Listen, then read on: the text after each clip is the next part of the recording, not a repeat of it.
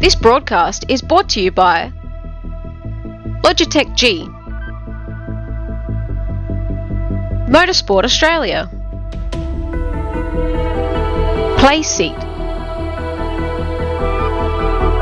The Gamesman, OG Gear, SimSpeed TV, Speed Cafe, and the Australian Sim Racing Group.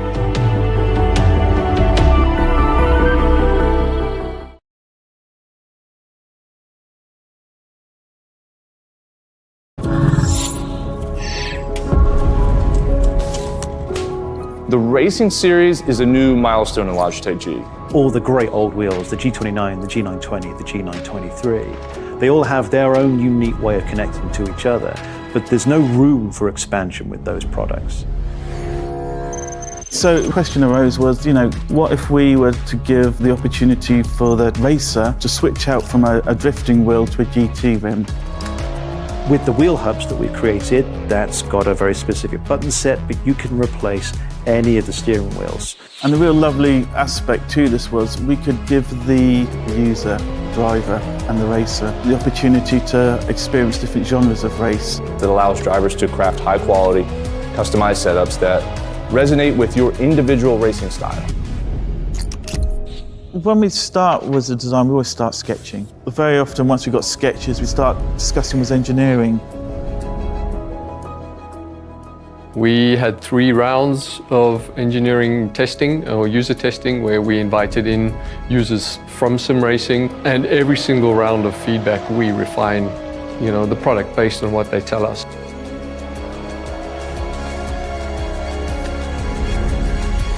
In this sim racing lab, again, we're going to use data to really analyze what a driver needs. We've used everything from eye tracking to the inputs from the pedals, the inputs from the, let's just say, input devices, the wheel and the pedals, the shifter. We're taking that and we're compiling it so that we can build different products based on those individuals' needs for all consumers and all drivers. I don't know of anyone else in the industry that's actually doing this kind of research into their products to see how their products are affecting performance of their users. We've built the product to make sure that it's as reliable as possible.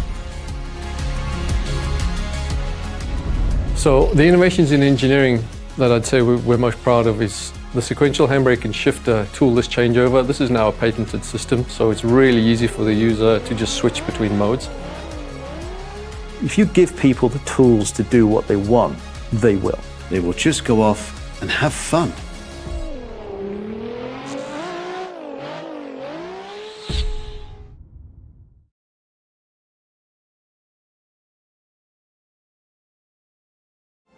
Weekend in, weekend out, Motorsport Australia officials are making waves. From waving flags, waving cars through pit lane, or responding to a wave for help. Wave hello to new lifelong friends. Who knows, you might just make waves around the world. Ride the first wave. Search Motorsport Australia officials today.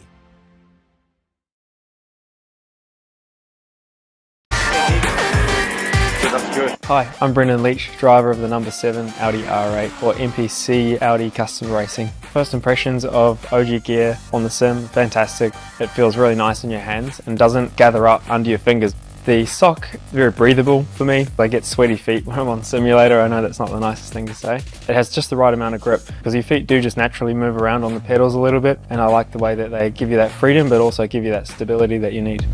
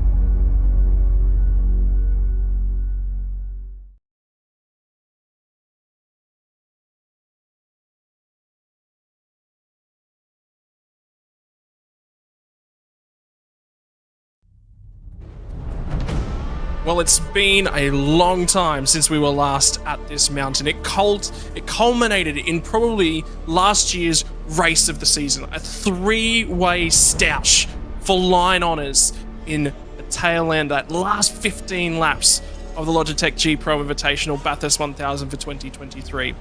For 2024, the action kicks off just a few days earlier. Tonight's Wednesday night, and we're kicking off with something brand new to the series, the co-driver Clash.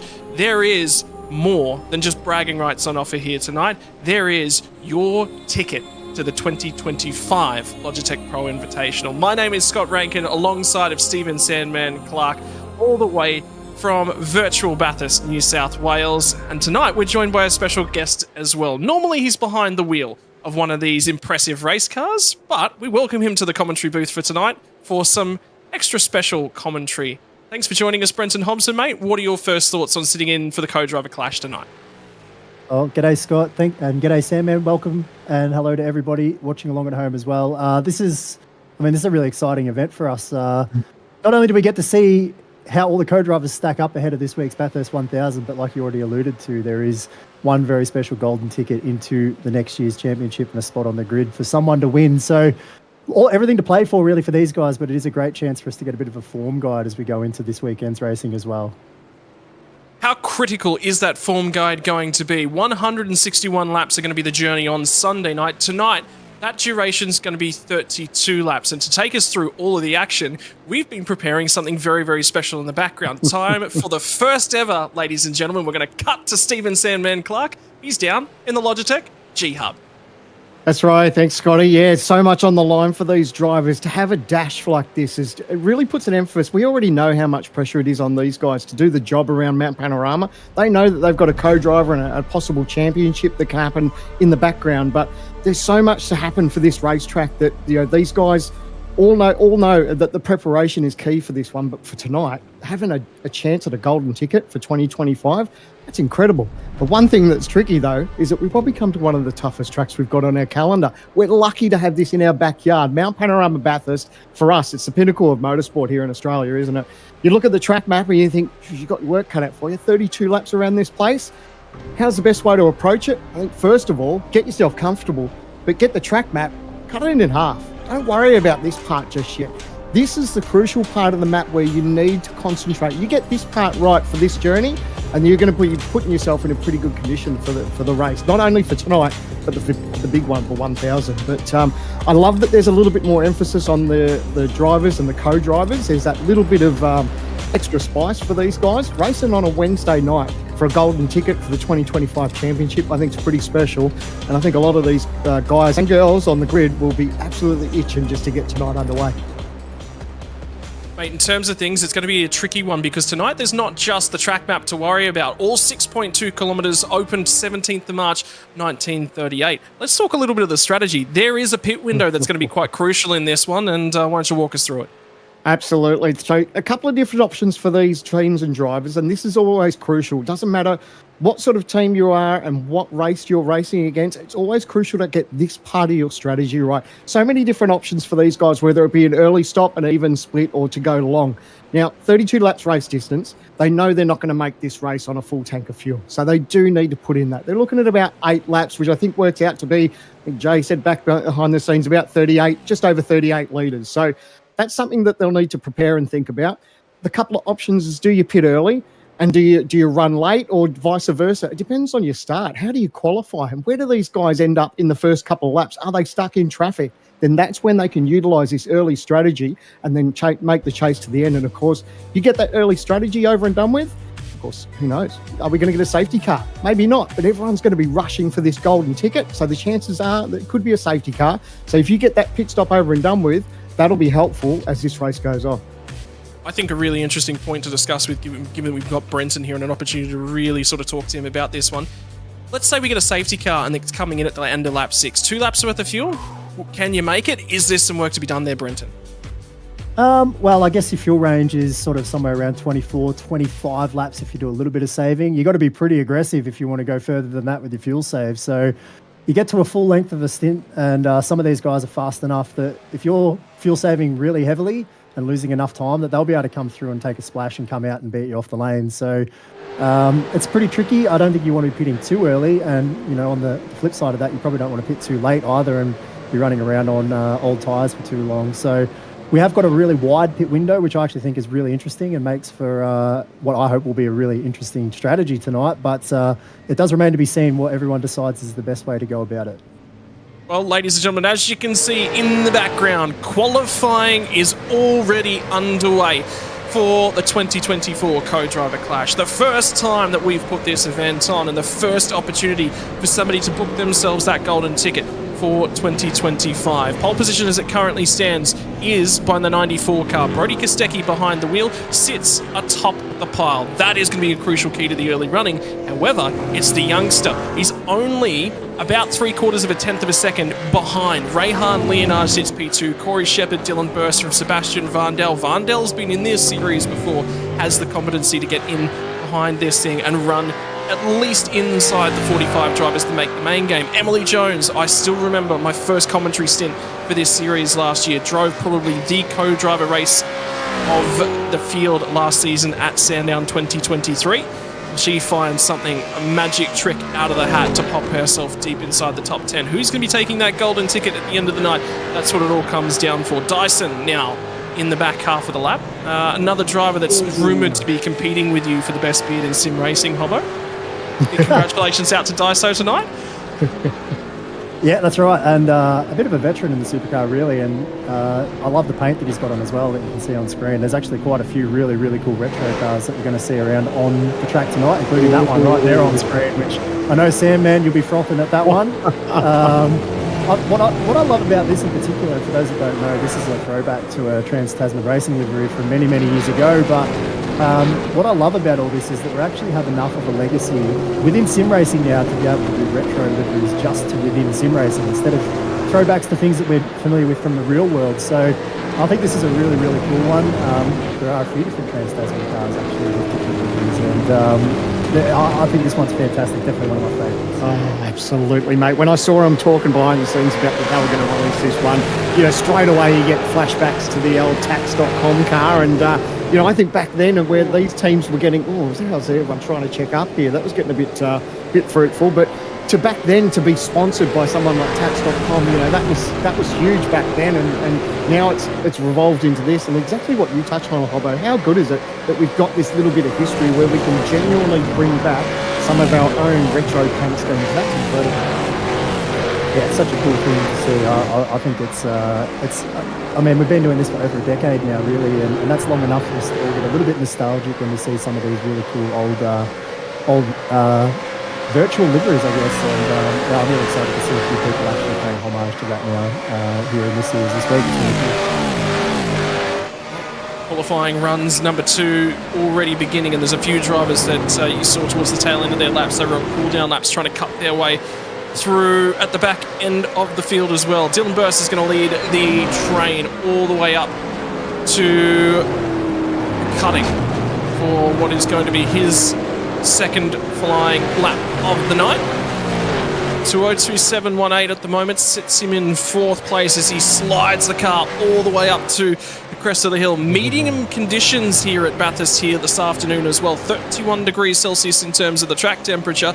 So there is a little bit of heat in the air, a little bit of heat on the asphalt. And how's the wind speed as well? 25 kilometres an hour from the northwest. There was a lot of chatter actually. I was just talking to a few boys earlier on in the night, Brenton. The wind direction is a big factor here at the mountain.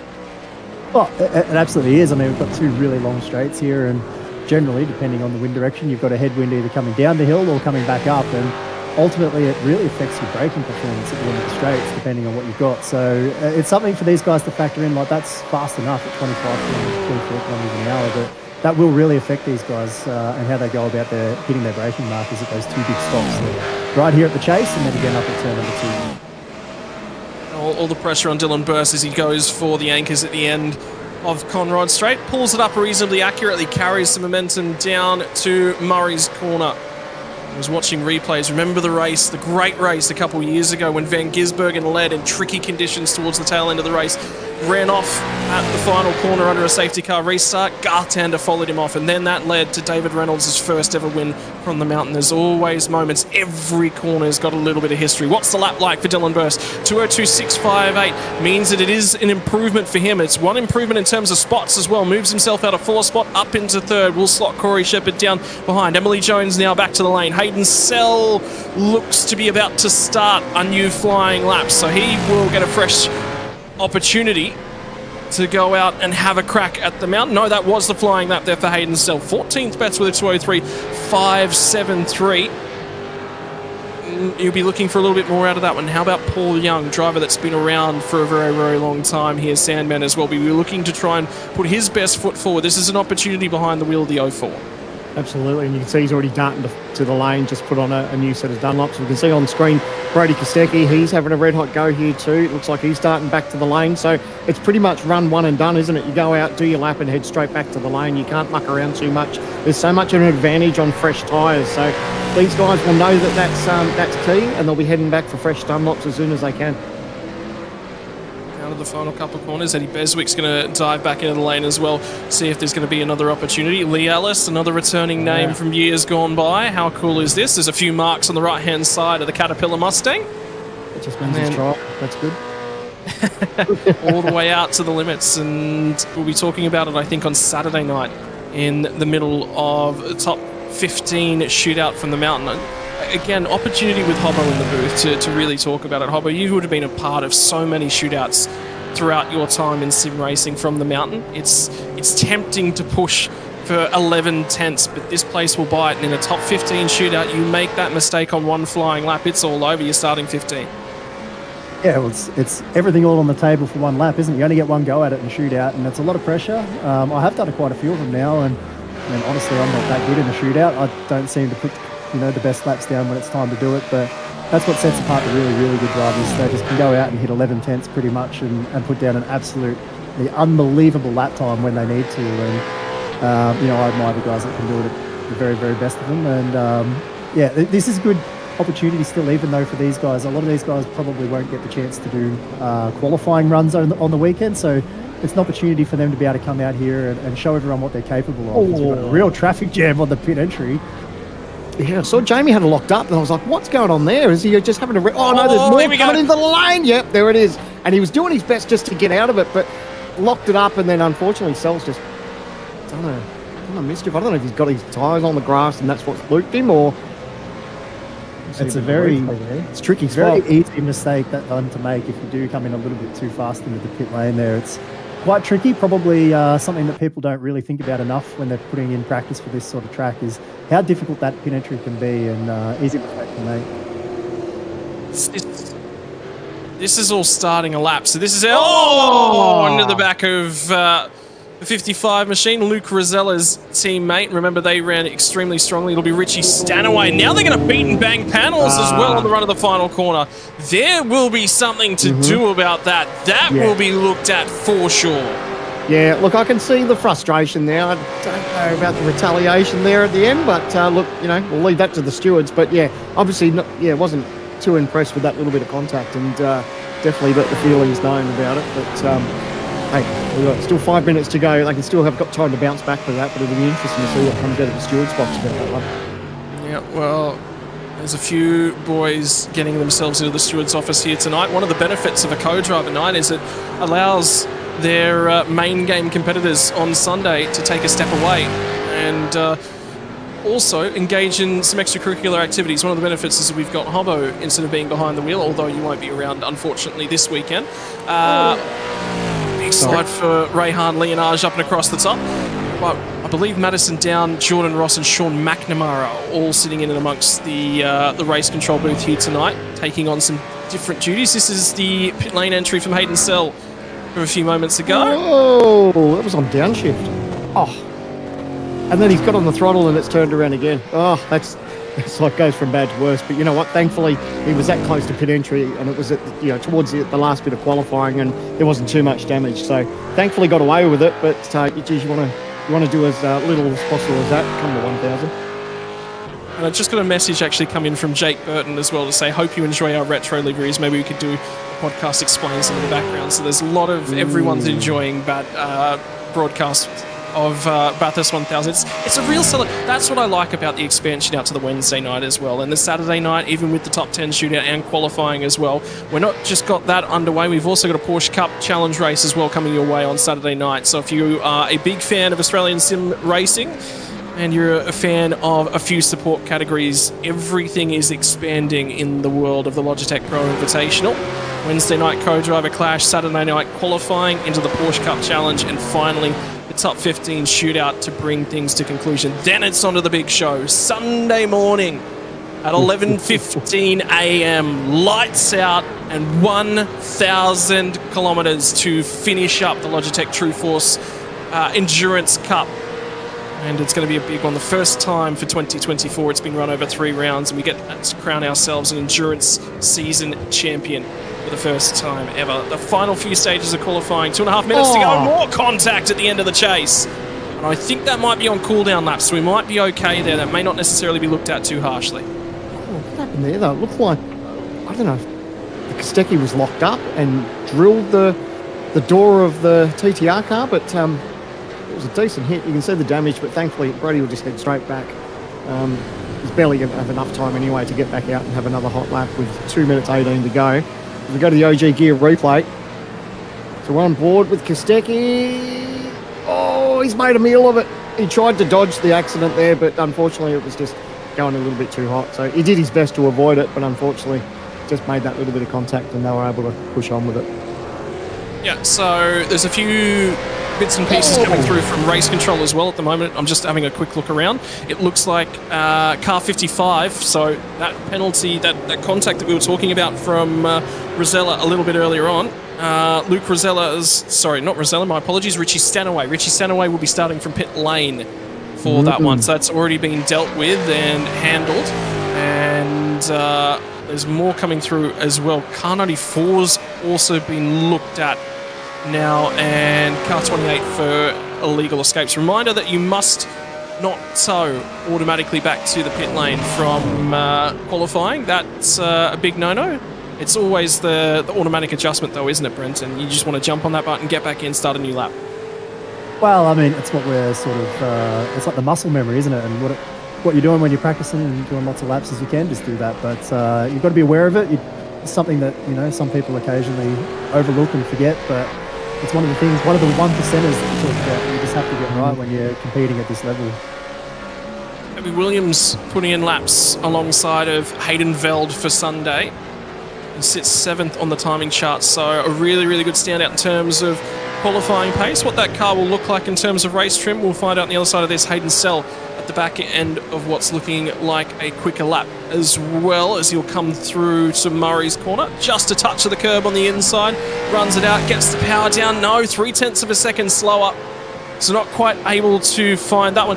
Update as well, car 94, hit lane start. That's our pole sitter at the moment. Brody Kostecki will not be starting from pole position. He will be starting from the lane alongside teammate Richie Stanaway in the Lobs Esports outfit.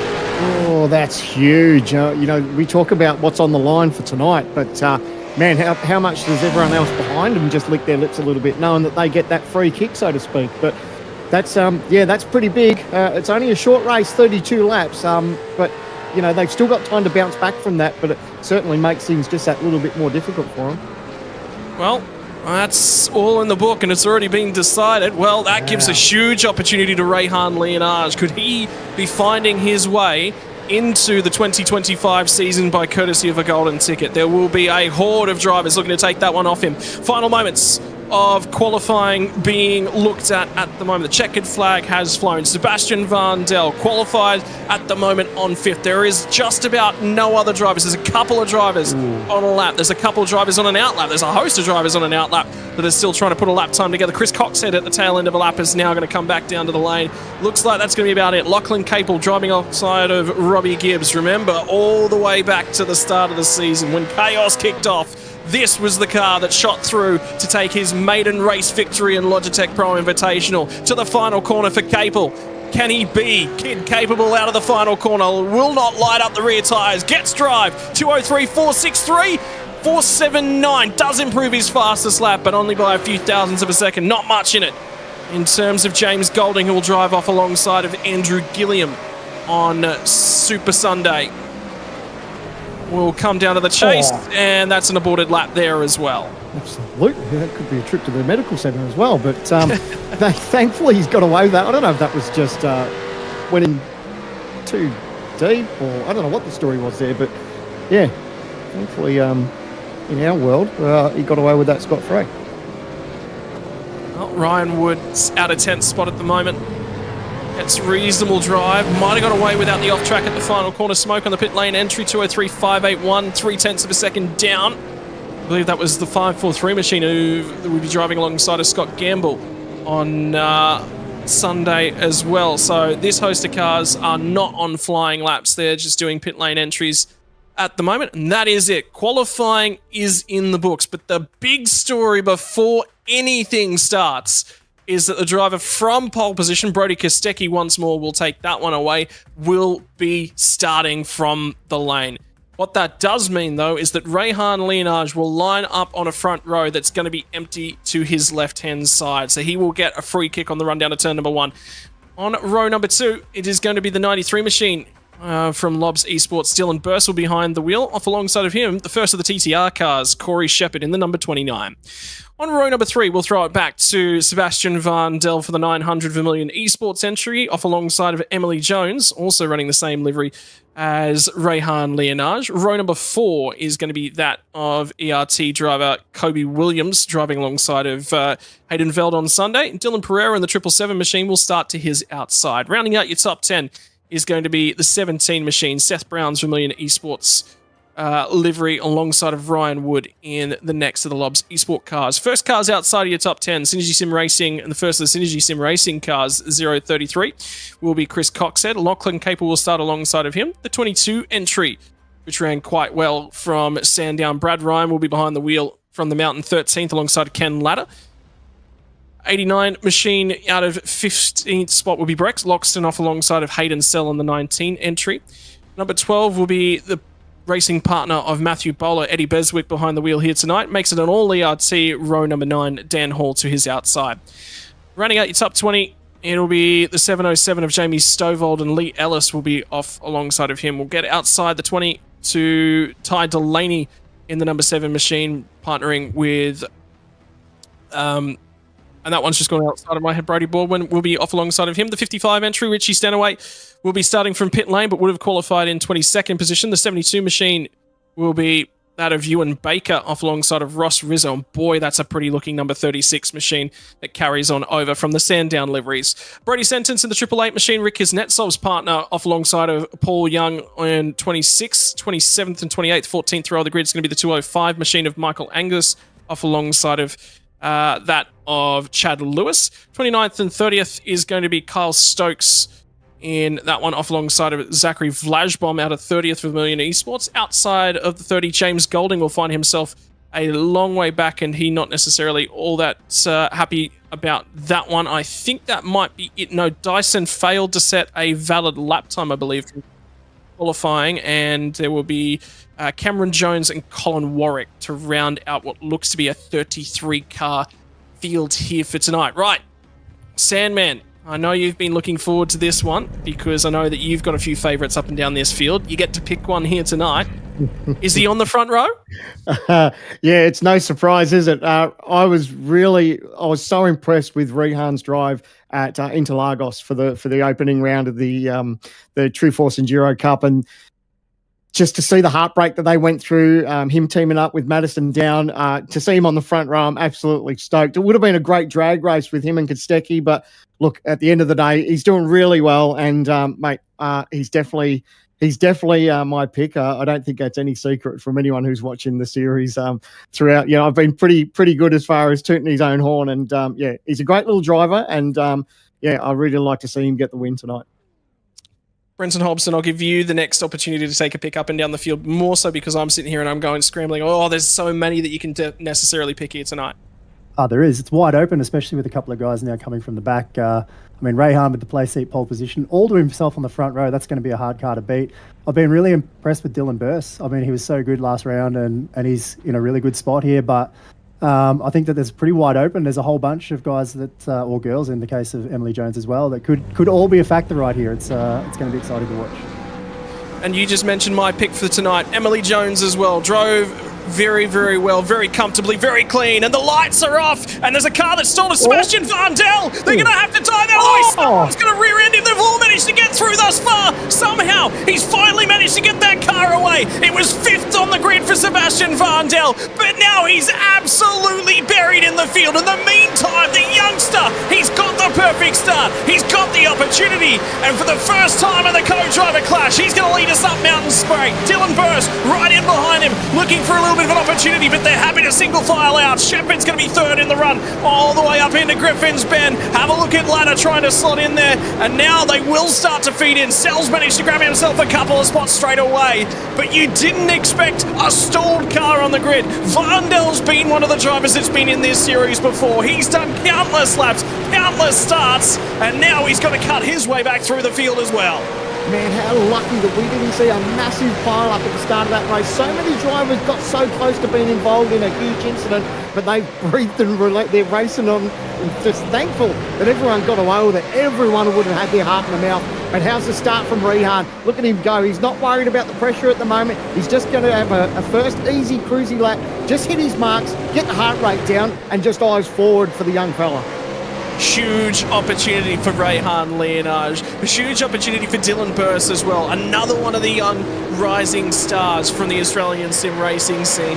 But then it's one of the more experienced drivers, Corey Shepherd. Tonight you get the opportunity for youthful exuberance versus that of experience. Emily Jones grabbed a couple spots off the line as well with the issues for Sebastian Vandel and the pit lane start for Brody Kostecki. It's going to be worthwhile talking about the drivers from the tail end of the field as well. Where has Kostecki got to? He's already off the tail end of the field. Stanaway's had some sort of drama. Also from that pit lane start on the opening lap, Chad Lewis has dropped to the rear end of that field as well. So something else has gone wrong, unfortunately, for him. There's a huge lot of opportunities, and no, down the outside, Dylan Burse is going to have a crack at Rayhan Leonage. Has got the job done. So I get the feeling it was maybe going to drive as they come off the chase on lap number 1, and Dylan Burse will lead the tail end of lap number 1. Here's Shepherd. He's going to have a crack as well. 4-car train at the front, and they are nose to tail. How good is racing from the mountain? Yeah, I don't know if Rehan had a little bit of an incident there. We're going to go to the OGP replay. Did he go in a little bit hot? He did. He just ran it a little bit deep, touched the grass. He gathered it up, though, used his head. He didn't get too flustered. He just nailed it, got on with it, and then he's just slipped back into P2. So not all lost. He'd just be kicking himself a little bit, and it's so easy to do in that braking zone. You'd know, too, firsthand, Hobbo, especially at the start of this race, the nerves are up, and you're trying to make it as deep as you can. Oh, the 88, the 088 up the inside. But, you know what it's like, Hobbo. Looking for a move. Ryan Wood now moves his way up to 5th place into the outside barriers. Kobe Williams gets a little bit of a touch up now. It's Dylan Pereira. They're going to touch again. They straighten each other out. How they get through the top of the mountain. Have a look at Cable. Cable sneaks through on a lot of them up to 7th spot as well. Overtaking across the top of the mountain. Seth Brown was in the qualifying series. Was not quite quick enough to make it. Still side by side as they crest Brock Skyline. The run down through the S's. Boys, there's 30 more laps of this. What are they on here tonight? I was saying at the start of this race, when you look at the track map, cut it in half and just worry about the top part of the section through the tight twisty bits. These guys don't care. They're running hard. They know it's a quick 32-lap race. It's still a decent race distance round here, but it's like they're not giving an inch like it's a 5-lapper. And I tell you what, this is going to be the replay of Sebastian Vandel's start. Have a look behind him. It just went nowhere. How good was the start from the 053 to cut his way through? Nearly contact. They still keep cutting their way through. That one will be remembered. And I get the feeling Sebastian Vandel's just been told he's not starting the race on Sunday. Oh, jeez, I don't know if you want to punish him like that. But yeah, at the end of the day, it's an easy mistake to make, isn't it, though? But thankfully got away with it. And that could have been an absolutely monumental shot at the start of this race. Well, they're all going to try and settle themselves back down in now. Vandel's managed to cut his way back to 16th spot. He made a move, I believe, on Lee Ellis as they cut through Forest Elmore on this map. I did see a couple of cars side by side, more contact. That will be Seth Brown who tries to get down to the inside once again. He's continuing to try and press on, is Seth Brown. Chris Coxhead's not had Enough of that, though. He is going to come back at him as they head up Mountain Straight. Side draft kicks in as they start to climb. 6.2 kilometres, the duration of the lap. So much elevation change. All the way up to Griffin's Bend on this one. Gets it wide, dips a toe in the marbles, and then he loses a spot now through to Kenneth Ladder as he cuts his way through. Loxton's gone through Cell. So Coxhead's gone from trying for a spot to losing 3. Back to the inside of Cell. He'll pick that one back off. Oh, you've got to be so careful in the opening laps here, but you look at that marble build-up that's on the outside. It's so easy to run that little bit deep there. If you touch those marbles, especially as this race goes on, especially over 161 laps, the marbles get thicker and thicker, and it's so easy to make contact with the wall. They all thankfully got away with it, but it's a little bit of heart and mouth stuff there. Well, an opportunity to cut to Brent Hobson, because I think they're going to need some wise words from an experienced head such as yourself, Hobbo. Well, cast your mind back all those years ago to when you were making your Bathurst 1000 debut in some of the top steps. What were the nerves like, and have you got any advice? Oh, my nerves back then were horrific, and I'm just so glad that I'm not out there doing this tonight, because it looks like it's stressful. It was such an exciting first lap. I could never predict the second one was going to be even wilder. That was unreal across the top. I don't know how they all got away with that. That was incredible. But I'll tell you what, I feel so bad for Van Dal there on the start. That'd be just the worst feeling. Go to launch and nothing happens. And I mean, he's just so lucky that he's even still in the race at this point. But that's just a devastating start after qualifying so well and so impressively right up near the pointy end. And he's fighting his way back from the very, very back of the field. But yeah, you're right. It's all about trying to not make mistakes at the start. We saw Rayhan have that little error, but apart from that, these guys at the front are mostly staying out of trouble. And then about 5 or 6 went back, the race is just making that sheep stations. It is certainly on for sheep stations back there. They do not care what place they're squabbling for. They are going to have a go for it.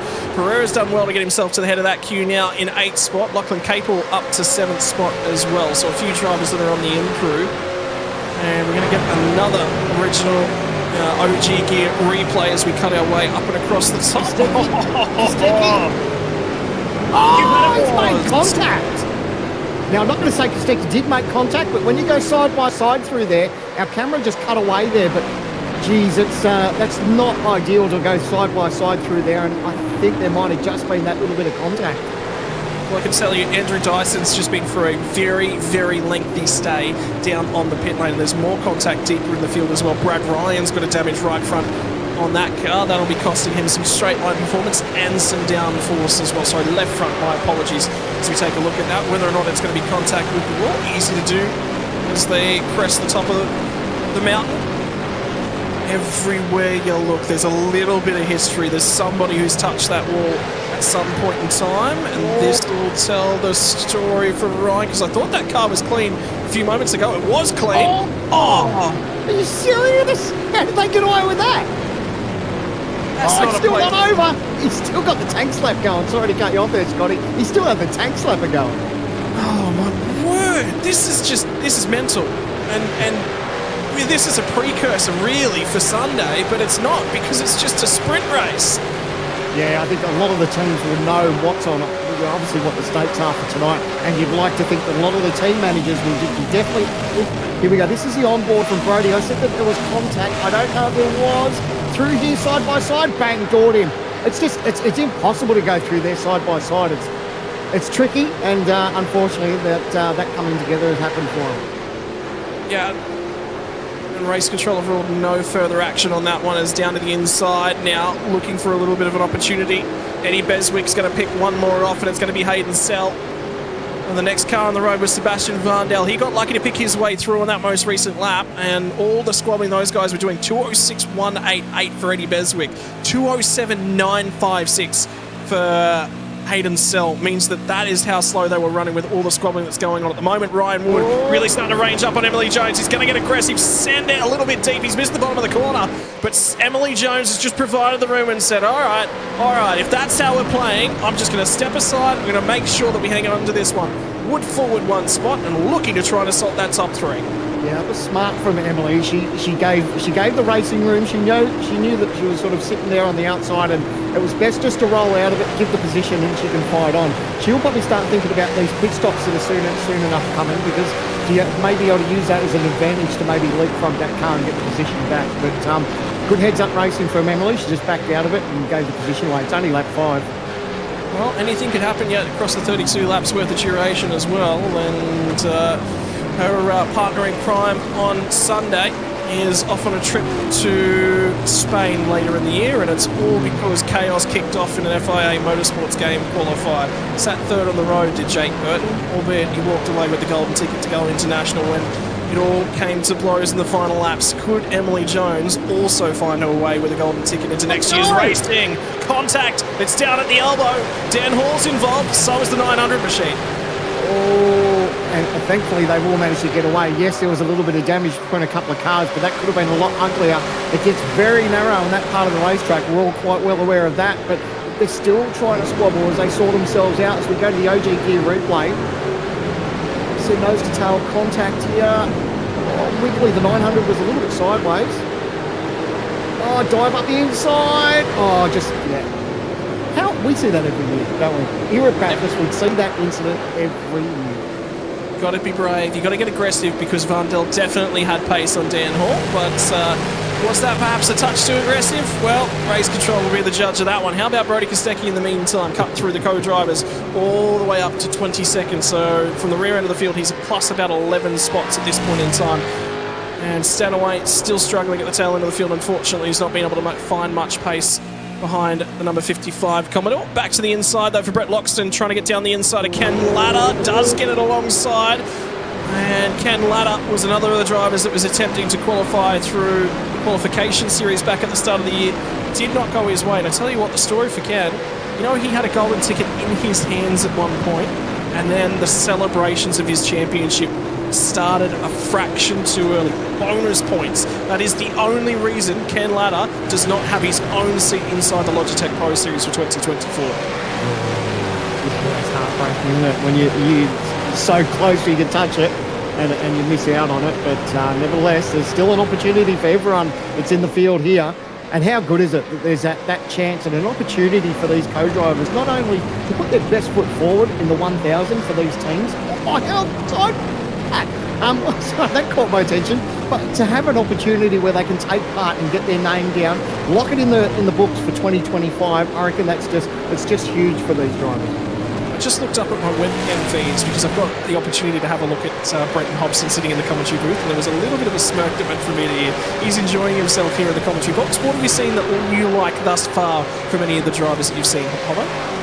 I like the fact that it's not me out there having to drive around at the minute. It's actually a unique perspective to be able to sit here and watch everyone else go at it instead. So I am enjoying it. It's good fun. I mean, there are a few people that have got their eyes forward and doing a good job. And watching Ryan Wood at the front, he's sort of making his way through and being aggressive. And there is just a mess right here. These guys. Oh no! Oh, he's gone! And around, unfortunately, goes the Fishy Motorsports entry of Michael Angus, and it's going to continue on as they get down to the final corner as well. Seton's got down the inside. He's trying to cover up the spot, and Ty Delaney's going to go the long way round. Finds the weeds on the outside of the track. Was looking for the opportunity to try and go for an overtake, but it's the wrong side of the road. Will manage to come away with that one, and another opportunity will present itself.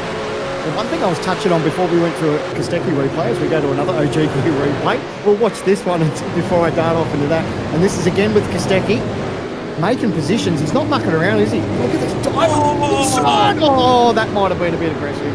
That was 2 spots in that corner. So, yeah, that's we'll leave that to the stewards. But one thing I was touching on is, yes, tonight is a little bit different for these guys. It's a sprint race. The only thing on the table is a golden ticket for the winner. So what I know that a lot of the teams and drivers will be doing as they get closer to Sunday is that they'll be all having a chat, and they know, or you would imagine, that a lot of these teams and drivers won't be this aggressive in the opening laps for the 1,000 because of the race distance. And tonight, it's really like everything's on the table. It's 32 laps. There's only one winner. So they can all be aggressive here without too many repercussions. Well, lap 6, turn 18, so that was the most recent time down through Forest Elbow. Car 94, 10-second post-race penalty to be added, or an option to serve at the pit stop if he should so take that decision. So Brody Kostecki has been in the wars, the walls, although he hasn't been putting himself in the wars. Unfortunately, it's been the other drivers, and has been awarded his second penalty of the night. The first one from qualifying. Saw him start from the pit lane and put himself in this position. We start to get to the important lap markers now, as our race leaders are actually down in the final corner. We'll be coming to the start-finish line for Dylan Burst. We are now cresting lap number 8. Another overtake for Kiseki. We'll pick off 707 Machine. And that will move him one spot further forward past Jamie Stovall. Next opportunity, Daniel Hall is the driver to 115, partnering Ian Ford on Supercars Sunday. I know the way he's at. Oh, here we go. Triple Eight. So Brody's. I know he's got contact to the right front, but did that just happen, or did he manage to keep it off the barrier? So we'll have to go to an OG Gear replay and see what happened there. But the car's straight here. So he's gone in deep. Has he had help? He's had help. Yeah, he's definitely had help. That gorgeous looking paint scheme. Oh, and that contact to that right front. So he's definitely, you can see the damage that he's got there. So that'll affect him, no doubt. But just that little bit of contact and that fired him off into the wall. They're still shuffling all around in the min packs. That one will be looked at further. Another update as well. Car 38 has received themselves a time penalty also for 10 seconds. So for Cam Jones, something's going on. He was chasing his way through from the rear of the field as well. Also failed to set a qualifying lap. And this is the onboard view. Yeah, wasn't pulling that one up. No chance. And you knew he was doing everything in his power to try and pull that thing up. But once you're already committed, you're on that brake pedal, you can't do anything more. You know, you press it any harder, you're going to lock up and make contact anyway. So he tried to do his absolute best. Unfortunately, made contact, and now it's eyes forward just to see what he can do for the rest of it. Unique opportunity actually with Hobbo in the booth. It's been me making all the curses this time throughout the year. I've cursed hard drives as well, haven't I, Hobbo? So is there anyone that you're sitting around watching and going, oh gee, I'd love to issue a curse for Sunday? No, we don't want that. That's definitely not. Well, now I'm scared to talk about anyone for the rest of the night because I don't want to be held accountable. I'm really enjoying this actually. It's an interesting thing for me to be able to watch because this race is. We've talked about there's one golden ticket on the table for whoever wins the race, but this is a really unique and good opportunity for these guys, particularly the main game drivers as well, to be trying some different things with car setups or just trying to get a bit of an idea of where their car stacks up. Is it good? Is it bad? Does it need tuning? Is it fairly comfortable? Or what are the setup traits like for their car in the race? Like, this is a really good opportunity for these guys. There's lots of things for them all to play for all the way down the field, even if they're not, contending for the outright win here. There's still lots of things that can be learned, and it's a great opportunity to really measure yourself up against everybody else and see how your car is for the big race on Sunday. Okay, how about this? I won't throw you under the bus with everyone up and down the field, just from the Synergy Sim Racing, the SSR boys. Who do you think is going to be the best SSR car on Sunday? I don't actually know. I really don't know. I haven't been paying too much attention, if I'm perfectly honest, to the guys in practice this week either leading in, so I don't actually have a really good form guide coming in. A few of our guys have had some pretty bad luck this year already in the Enduro, so I don't want to throw them under the bus any further. Here we go, form guide apparently we're hearing an incident as well. Oh, Kosteki's on form to make contact. Oh, there you go, there's a blowing engine. So that will be race over, unfortunately. The 04 machine will be making a tidy trip back to town, and he took the exit out of the circuit, didn't he? He didn't elect to take that one back to the lane. There's probably not much to repair of that car anymore. Well, lucky it's not us, because you would have thought it would be an engine from the Sandown race. So everyone packing up and blowing motors at Sandown after the 500. But unfortunate. Haven't we seen that of late too, especially throughout this Enduro series, that the amount of boaters that we've seen, especially at Sandown, but lunching motors seems to be a little bit of a hot topic of late. I actually have heard a little bit of murmurings around from people saying that they have seen that a lot more in the last week or so. Just in testing here at this track, it seems to be worse than we've seen it ever before. A few people have mentioned it. Oh no! He's having a real hot go, isn't he? I don't know. I think someone just needs to get in his ear and calm him down a little bit, because we know he's got the pace on board. It's only it's like 10 now. A little bit of braille there to let him know that he's fast, but everyone knows he's quick. He knows he's quick. I think if he just calmed down a little bit and just picked them off one at a time, the things that's hurting him a little bit are obviously the penalties. He obviously didn't help with that pit lane start penalty. He's also got that 10-second penalty, I think it was as well, that he's got to worry about. So, yeah, I think he just needs to pick them off one at a time. He's definitely got the pace on board. Well, He's been aggressive thus far, and he's led to multiple instances of contact, and now we're getting an update that one of the other Lobs Esports cars, 55, Richie Stenaway, on the run down into the chase. You know what, I think he might have turned in there just from that view, and that is going to end the night, unfortunately. Someone lost the nose too. Front splitter. So yeah, that's got very interesting. That was Cole Stokes. Sim crash at the top of the mountain, 2 cars involved. There's definitely a blown motor there. Jamie Stovall, huge contact, and the other car in the wall, Sebastian Vandel, that was major. And they were just tripping over each other. The couple cars that were starting to drive their way back through the field. He's got major damage to Sebastian Vandel, so his race is just going to be about over. Started inside the top 5. Had an opportunity to go and get himself a golden ticket. Went through to about 20th or so place. Was starting to make some clean overtakes. And there's no one on 5. Dan Hall's in the fence as well. Safety car deployed. Here we go, boys. Pit lane is about to explode. He's got damage to the back of that. You can see the rear wheel. The teams need to be in. Who's missed the pit? Who's missed that burst? It's still a burst. He's had it. He missed the chance to get an opportunity to make a pit lane. Every single other car is diving down pit lane. And he's led every lap of the race thus far, and that will be it. There will be no recovering that one for the 93 machine. The safety car's going to pick him up. Wow. Well, you know, the team should have been right on. No, he's missed him. Are they going to make him wait for the safety car? He has been instructed to fall back behind the safety car, and he's already complying. I'm holding my breath now because I've got shades of Interlagos happening in my mind right now. So, but that's it. The teams and the drivers, I know it's tough for the drivers, but the teams really need to be on this as far as letting their drivers know that if there's a chance for an incident and there could be a possible safety car, they need to have those drivers in the lane as quick as they can. Everyone's managed to do it, but unfortunately, my heart sinks. And just putting yourself in that driver's seat to know that you've possibly missed that pit lane is just absolutely gut-wrenching. And to know that he's led, like you said, he's led the entire race. He's led every lap thus far. Did he get... the worst thing is it's tight, but I think they have got this one right. I do think they've got this call right. That safety car was in the lane exit, but it was, I think, past the blue cone. That's the big key that we learned from Interlagos. So this is going to be the replay of how we ended up here. That was the 28 machine in the fence as well, and the 707 Stovall was back of him. He was in the back of him. Was that car already having drama and checking up? Because it was hard into the back of him. I'm just wondering, was there a chain of events that made him check up like that? Decent hit by both of them.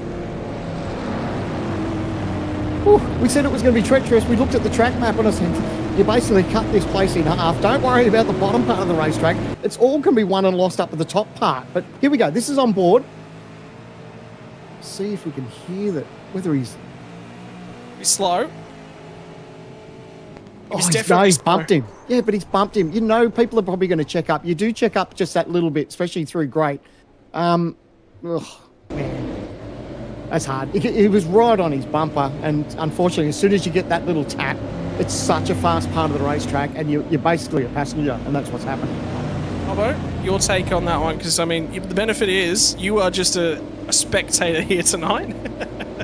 Yeah, that one was, it looked like he just got a better run through underneath the tree there at Reed Park by the look of it, and probably was just a little bit too keen. I mean, you can't pass there. Like, you just can't go side by side there. There's nothing to be gained, really, by being in the back of someone, and it just looked like he didn't judge it right, didn't leave enough of a gap coming in there, and it just looked like the tiniest of contact to unsettle the back of the car, and that's all it took. Like, up there, the cars are just so light and unsettled there at the best of times, and that's all it took. And look at the tiniest of contact, but the consequences are just enormous. And that was one of the biggest hits I've seen. Like, that was just an enormous crunch into the outside wall. That was a terrible accident. Huge contact. I can tell you, Den Hall's just pulling out a pit lane. There's a bunch of cars with damage that are at the tail end of the field. Vandel's got some repairs done, and he will rejoin this race. Safety car did less than a lap in control of the field. We are going to be going back racing as soon as physically possible. We didn't even get an entire lap under safety car procedure. So Dylan Burst has not made a stop and he will lead this field, but the problem is he is going to have to relinquish that one. Who's going to control this race? Well, I tell you what, you were talking about him earlier. Hobbo, he was cutting his way through the field. Salmon, does that change your picks now? Look, I'm still going for Rehan. I'm not gonna give up on him straight away, but he's been following one of the doing okay Lobs cars for all night, and now he's got another one in front of him. So, look, lap 11, we've already seen this race change a couple of times already, so don't rule him out. I'm still putting money on the little fella.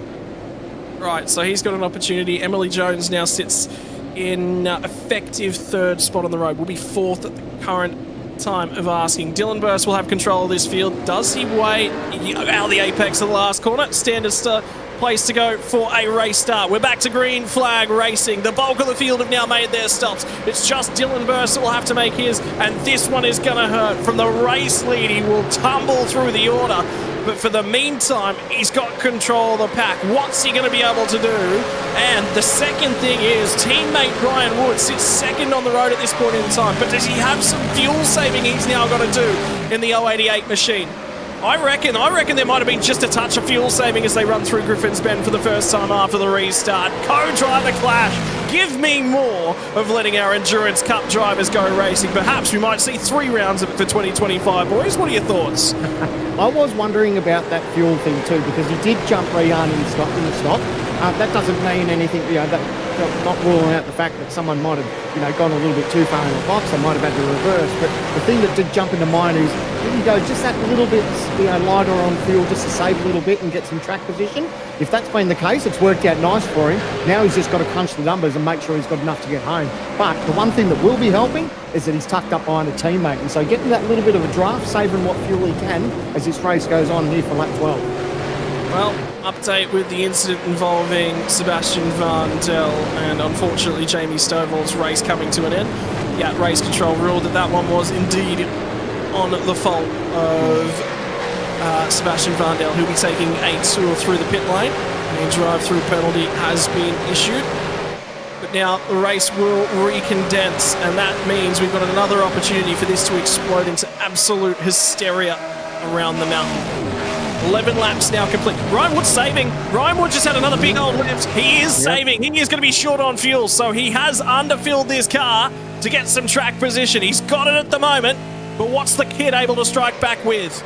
Well, I think what he's going to do is Ryan will just sit there behind Dylan and he'll save as much as he can. Dylan will leave it till he's like the last absolute leader that's in the car, and then he'll fire into pit lane. But I think, there's been some drama there at the last corner. I think everyone's managed to get away with it. But his duty now, just as I say that, is still getting messy. 3 wide down the front straight. How often do you see 3 wide down the front straight away? Kaseki's going to feed back into the line. Down the inside goes the 72 machine. And the run down to hell corner, living up to its name. They'll climb mountain straight. It's still not going to be sorted out. Ryan Wood's gone to the race lead. So Burst has relinquished the race lead. We've got a change for the race lead, ladies and gentlemen. And they're our teammates, so he just rolled aside. And now there's Older Rubber on board the 93 machine as well. Has Ryan Wood saved enough fuel? Is the question we'll be asking for a long time tonight. In the meantime, Dylan Burst might have put his stamp of authority down, but he also laid 2 big old stamps on the exit of the cutting as well. Big old wheel spin on the way out. This is the replay from Brody Kostecki's point of view as well. In front of him. Another mistake there by Kostecki. It's such a shame. We've seen so much pace out of Kostecki. We obviously know he's a talent, but I think if he just got and approached this race just that little bit calmer, I think he'd obviously be a lot further up the grid. The pace that he's got on board is incredible. So I think they just need to back him off just a tiny bit, and I think he would have been doing quite well tonight. But he's definitely had his difficulties, and it's not something that it's been a bit of a stranger thing too, because I guess we saw it a little bit at Sandown too. He was a little bit aggressive at Sandown, and they got some penalties and everything else. And I think tonight, at the end of the day, tonight for him now, it's basically he's getting miles in for the 1,000, and I think he'll probably think about things a little bit differently come Sunday. Well, think about the strategy that went awry all the way back at Sandown as well.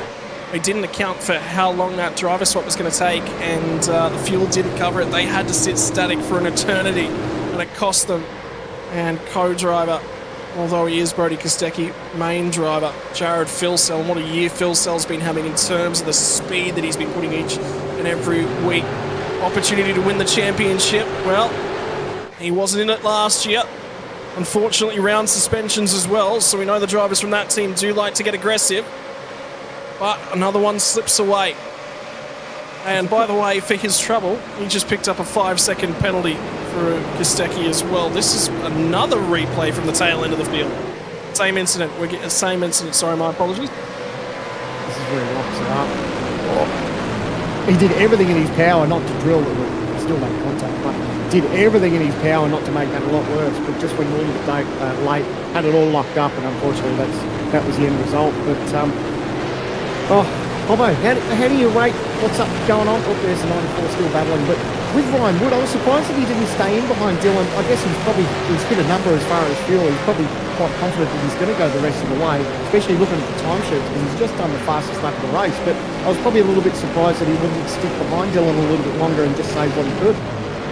Oh, the reality there probably is the tyre life difference. I mean, he probably had so much better tyres on the restart. And as long as he was sitting behind Dylan, he probably was a little bit compromised for lap speed and therefore vulnerable to Rayhan behind. So he got to the lead, and it was a pretty textbook sort of move here. Two teammates cooperating. Clearly, there's no fighting there. And now that he's got a teammate behind him, he can sort of relax a little bit more. He can continue to try and save a little bit of fuel. He was like 2 seconds slower, 2 seconds shorter, so in his pit stop than Rayhan. So, you know, hold on, that looked like a bit of a brake check there from the back of Kostecki. Look, Ellis was doing a little bit of bump draft, and I don't know that Kostecki appreciated that, and it looked like that he tapped the brakes. It was almost an aeroplane accident coming down Conrad Straight. That was a really wild moment.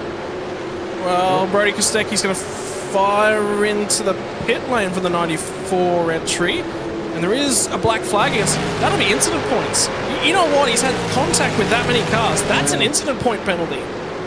Well, that's not something I didn't think we'd be talking about tonight in just this short race. But if that's the case, then it's definitely made things just that little bit more difficult, because it wasn't difficult enough at the start of the race. Here we are, lap 15 to 32, and he has to take the trundle down pit lane. That's an interesting one, and I wonder whether or not Lee Ellis has potentially triggered that penalty as well. Gee, let's... It'd be interesting to see that on board, actually, just to see if he did touch the brakes. I don't know if that was just me, I might have misread it, but it looked like that little bit of nose to tail and then the touch of the brakes. Oh boy, by the way, I've just seen Dylan burst with the car, the rear end of that car nearly sideways as he came out of the cutting. He was a couple laps ago, and he's going to be again. Now they're going to get up and through the grate. Here we go, boys. This is about to come to blows, I think. This will be an opportunity for Rayhan Leonarge's medal to be tested, because if you're going to find somebody who's going to be difficult to pass, it's generally been a lot of esports cars this year.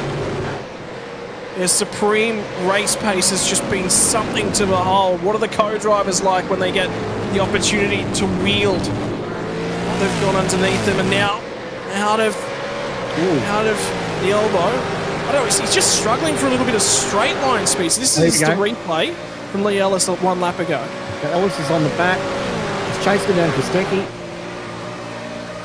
Oh, so he gave him that little bump. Okay, so Kostecki jumped to touch the brake, so he was sideways. That's why he just touched the brake just to pull that up. So thanks, Jay, in the booth for finding that little bit of vision. But yeah, I did see brake lights, but that was obviously... I think Ellis was just trying to get behind him and just give him that little bump draft, and that gave that car a little bit of a wiggle, and he just touched the brake just to tidy it up a little bit. Tell you, Sandman, by the way, you're receiving some love out on the YouTube land as well. So there's a lot of love going your way. You are a love member of the V8 Supercars community in Australia. It's good to see you getting the appreciation I definitely think that you're deserving of. Oh, geez, you're going to make me blush, guys. Thank you very much. Wherever the love's coming from, I don't know if it's my wife or the kids just pretending to beat someone else, but wherever it's coming from, thanks very much, guys. Co-driver clash for 2024 has already built so much drama. We're now only just getting to the halfway mark. Rehan Leonage closes up. And Ryan Wood, for me, should be pulling away at the head of this field with a little bit fresher tyres. And if he was full on fuel, I get the feeling that car's under fuel tonight. I think the lap pace, Hobbo, your read on that one? Yeah, I think he's taking it easy. This is dangerous. Side around here. They got away with that. That was all right. But I think the other thing we haven't really talked about here is that this is almost an entirely full field under the finish. 22 laps from when they finished, I think, to get to the end. So they need to be a little bit conservative on their tyres as well. We're now 5 laps into this run, and it's about now that the tyres are going to start to feel a bit not very nice, for these guys.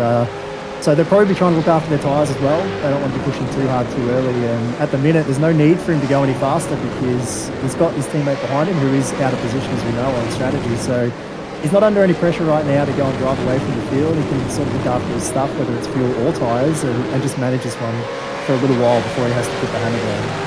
Right, got an update coming through from Race Control as well, letting us know what exactly that drive-through penalty for the 94 machine was for. Contact with Dan Hall, which put him into the fence, which was a secondary contact just after the safety car was called. And Hayden Snell, after earlier in the lap being in blows with that of the number 12 machine of Eddie Beswick, has now found himself backed up against the wall and trying to recover. It's been a difficult night for Sell. That's not the first battle he's been involved in either. Yeah, we go to the OGG replay. Oh no, was it another bit of helping hand here? Yeah, so this is the incident that got Kostecki the penalty, so it's firing it down the inside the elbow. Here we go. That's the third time he's gone for that move. He's made contact every time. Oh, that was Dan Hall. Yeah, I apologise. Yes, yeah. Man, yeah, we've seen some action. I wonder what happens now with TTR. They've obviously got 3 cars that are here right behind Dylan. We know that Dylan's still going to have that pit stop, so that's going to take him out of the equation, but they're not really falling off too far, are they? As we go back to another OGG replay. And this is an incident up the inside. It's the typical Bathurst spin, isn't it? We always see it. We're going to see it so many times throughout the 1000. It's just 2 into 1 doesn't always work. Something in the back of your mind. Remember way back, it wasn't Road America, but it might have been Phillip Island. It was somewhere, but Jake Burton was right up and in amongst the 2 Lobs Esports boys, both James Scott and Jared Filsell. And somebody underfilled, and he just sat there and he said, yep, all right, no problem. You can underfill the car, you can lead. I'm not helping you in terms of that fuel mileage. So I'm thinking they might be talking to Rehan and just thinking the same thing. There might be a little bit of gamesmanship in the work here. And when you get behind the wheel of a race car, Hobbo, you've not just got to be quick out on track. You have got to have a high racing IQ as well. And this is one of the things they talk about. Yeah, I think that's probably the thing that's underestimated by people that don't really do this is it's a mental game as much as anything else. It takes skill to be fast, but it's a real mental game to be able to run at the front in these things. And you've got to be thinking about all sorts of stuff, strategy, fuel numbers, different things, and racecraft. And you might be right, like Rehan's only young and hasn't been doing it for all that long, but there's plenty of experience in the 2 guys right behind him. And, the TTR stable just in general. We know Madison's got other commitments tonight. He's helping out race control, but there'll be no shortage of people helping Rehan just to try and make the right decisions here. And he made that little error right at the start to relinquish the lead, but ever since then he hasn't put a foot wrong, and at the minute he's doing everything he needs to do. And until a gap starts to break out between Ryan and Dylan up there's really no urgency for him. He knows that the 93 is going to peel off to the pit lane at some point, so he doesn't need to burn his stuff up. He doesn't need to risk hurting the car trying to make a move. For the time being, he can just sit there and keep the leader in check, and that's the main thing that he needs to do. Another big... No, you've got a point to make, and I'll come back to mine. So, I was just to say, the thing that impresses me with Rehan is that he's been under pressure for the whole True Force Enduro Cup. We saw it at Interlagos. They were at a point where they were going to win, and they should have probably won that race. They were in the thick of it, and he had pressure at Sandown and didn't break. And here he is tonight. He's got a chance at a golden ticket for next year, and he's just cutting laps. Yes, he's not in the lead. He made that little bit of an error where he just got in a little bit deep and ran a little bit wide and lost the lead, but he's only 6/10 behind the race leader. Here we are, 15 laps to go, and he's not sweating one bit. Remember, that was lap 1 too. We're talking about the wind direction as well. It's either going to be at your back or at your head as you come down Conrod straight as well. First lap running down there. I was just taking a quick browse through Logitech Pro Invitational Discord server as well. I can tell you the entire Trans-Tasman racing team all sitting in one channel here tonight for the co-driver clash, and they are out in numbers to support their drivers. It's not just the co-drivers, it's not just 1 or 2 spotters. There is a channel full of about 15 people all along for the ride trying to support their drivers. So Madison Dow might be behind the steward's office and he might be issuing penalties here tonight, but that does not mean that young Rehan Leonage doesn't have a wealth of experience to draw on. So as this race now heads towards the end of 18 laps, we're now beyond the halfway mark. The pit stop's out of the way. And Hobo, 14 more circuits of the 6.2 kilometre Mount Panorama Bathurst. Long, long way to go. When you're setting your car up, and this is probably one of the things that you guys would talk about for the end of the 1,000 as well, are you looking for long run pace, or are you looking to have a car that's good in the middle of the run? Well, I think for Sunday you want a car that's good on the long runs because you're going to have lots of full tank runs to get through, but you probably don't need to be quite so conservative in your setup tonight because, I mean, you would have been budgeting on only having a couple of 2/3 tank runs to do tonight, and maybe you could sacrifice a little bit of that, long run pace to have something that you could fight with if you needed to early on. But the thing that's probably impressing me right now is Dylan Burst still just sitting here. I know that we talked about these guys maybe not going full speed, but his pace is fine and he's just sitting there at P2. I'd be interested to know what happens if we get a safety car in the next sort of 3 or 4 laps. Do people come back down the lane and get tyres again? Does he maintain some of that track position? At the minute, he's sort of keeping himself somewhat one sort of foot in the game. Yeah, I don't know if I'd be too game if I was up towards the front. I think I'd want to keep track position because we've already seen, yes, he's got the old tyres, but he's still managing to hold on. So, if you're going to try and come through with new tyres, like the pressure that he's got from behind with Rehan and Emily and Corey, I think for me, personally, you'd want track position, wouldn't you? I tend to agree. I don't think I'd be going away anywhere from the front once at the pointy end of the safety car came out. But he does leave himself with an opportunity here because he will have to pit for tyres. We know that he'll have to pit for fuel also and everything. So he will have a fast car if the safety car comes out. If we do not get a safety car, he plays right out of the game though. So big risk for him, but if the yellow flags do fly, then maybe the 93 car's not all done with yet tonight. And co-driver clash means that anything can happen. And we've already seen tonight that anything will happen when you unleash the co-drivers with no risk around the mountain. The only thing that's on offer for them is a lot of reward. And I'll tell you, by the way, Chris Coxhead just went motoring past Brett Loxton on the run down to the chase. So there was a move done. Barely pulls the car up out the other side. But Coxhead's got the spot. Again, 2 of your teammates on the run down to Murray's corner. The end of the lap here, Hobbo. What's the chatter been like to work with some of these co-drivers as well? Because there's a lot of new blood that's been circling in the water this year in terms of V8 co-drivers.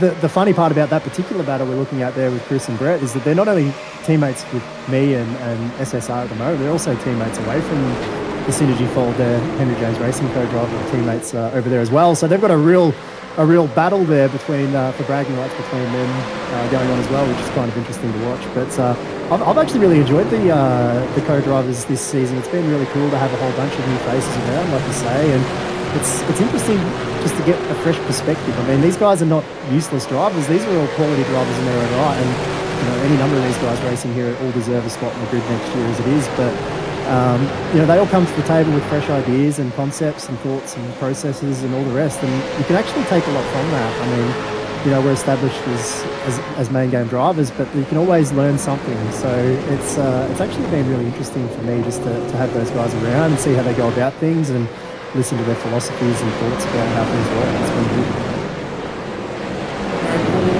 OG gear replays on the run up to the cutting, and Sentence is going to cop another whack to the rear end of the 888 Commodore. Tell you what, I bet he's looking forward to tonight being over and Sunday coming around. There'd be a few of them like that, wouldn't it? If you don't find yourself sort of in the top 10 with, possibly half a sniff, and your night's going pear-shaped at this point, basically you're using it for miles. If you go to the onboard for the OG gear replay, you can see just in a little bit too deep, makes contact. Could have been a lot worse, but yeah, how's it sneaking through there? My word. So, spots taken. When you get a little bit lucky, you end up with all the marbles, and that was indeed taking all of the marbles. Let's take a bit of a walk down through the top 10 at 12 laps to go. Ryan Wood leads the way at the moment from Dylan Burst, still yet to pit behind the wheel of the 93 machine. Rayhan Leonage, it's effective second on the road from Emily Jones. Corey Shepherd and Lachlan Cable round out effective top 5. Seth Brown, Kobe Williams, Chris Coxhead and Brett Loxton, your top 10. The form guide says that there is a ton of drivers that are in position to really put some pace on for later in the week as well. Just listening, I heard just Ken Ladder then. I was just listening to a bunch of cars up and down as they ran down towards Griffins. It seems that there might have been a few cars that were looking for a little bit of track position, because you always want to grab some track position, don't you, Hobo? Any opportunity for free spots that you don't have to go and overtake for, you take that. Yeah, absolutely. It's why we haven't talked a lot about it tonight, but why pit strategy and things like that is so crucial, because if you can pass people in the pit lane instead of on the track, it's just it's unbelievable. That's what you want. I mean, passing around here is difficult. So yeah, if you can get the moves done without having to work for them, that's the dream. I bet you, if anyone watching along at home, probably the best analogy to take is if I was walking around the schoolyard with a big old sign and a big old box of cookies that said free cookies, anyone to come and grab a few. What an analogy. Oh, hold on.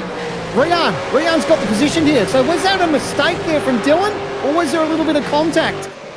Either way, it looks like Rihan's now got that little bit of fresh air, or has the 93 just moved over? I don't know that you just want to move over and gift those positions, because you see now, he's going to make a dive off the inside. That's on Emily Jones, side by side through there. Heart and mouth stuff. Emily's going to hold the inside. Manages to get away with it. No way. Emily Jones has once again, for the second time tonight, just been forced to create space in a difficult situation. Burst is on tyres that are 11 laps older than the rest of these guys. This is what the run looked like down to Forest Elbow. Lock the brakes, manages to pull the car up, just gets away without contact at the exit of the elbow, but offline, out of sequence, and somehow manages to rescue that as one spot lost, not two, not three, because Corey Shepherd was lining up for a crack as well. And how good Rihan's now just licking his lips now. He's like, beauty, I've got no one holding me up now. This puts some pressure on Ryan now, because now that he knows that Rihan's been freed up, he needs to sort of push. But this is where it started. He's got understeer there, and you can see he's got correction now in it, and he's just trying to save the car. He knows he's heading for the wall, and he's just trying to make it as light as possible. Bang! Makes contact with the wall there. Just the lightest of touches. But then that carries all the way into the elbow. You can see he was crossed up, got it locked up, ran wide, and that's where Rehan went through. I think we found our first bit of footage for the Sandman G Hub for Sunday, I think. That might make its way into the... Oh, here we go! Here we go! And that is Richie Setaway with an engine that is not firing, such as the yellow light on the rear end of the 55 car. Is he going to try and refire? That thing has got it refired. Thought it might have been an engine blown up. Still stuck there, and that's Ty Delaney on the outside against the fence as well. So with 11 laps left to run, and I said the drama might not be over. Dylan wants to save the car, doesn't he? I don't know if he's going to get it. Here we go, the replay. What are they doing? Fine, just closing the door on him. You can't close the door on him. Did he have overlap though? It was the key. Was he already alongside? If he's not alongside and he just covers it to the inside, Ty Delaney's stuck. We have got a safety car. The second safety car of the night, and we might get ourselves a 10-lap shootout here at the mountain. Dylan's in. He will fire straight in, put on a fresh set of Dunlops. He'll have pace. And the bit that's worked in his favour is that he's stayed out long enough where the field is spread. So he's not going to lose as lot as what he would have done if he'd had it pitted when he first missed the safety car. So yes, he's going to lose some track position. He's going to have some fresh tyres. I don't know if he's going to have enough to get through the field, but it's certainly worked in his favour. Co-driver clash. And you know what? It's even nice and even in terms of the stints as well. That was 11 laps after we last pit. The first stint was 11 laps. How about that, boys? There you go. So that car stuck, and this is... Yeah, I'd love to see that instant again, whether like from a chopper view if we've got it, but I don't know if there was overlap, but it's hard when you start, you know, obviously he could see that Stanaway looked like he had a bit of, obviously had a run there. And whether there was enough where he just closed the door, it's a tough one. I'm going to get another shot of it. So Pereira tucks in because he's just trying to yield the spot. Not out of shape there, but he's not expecting the dive. There was an overlap. Yeah, he's just got the tiniest bit of overlap. So, yeah, I think he could see that Stanaway was coming. Oh, and then he got absolutely drilled there too. But, yeah, should have probably just given him just that little bit more real estate, then they wouldn't be in that pickle.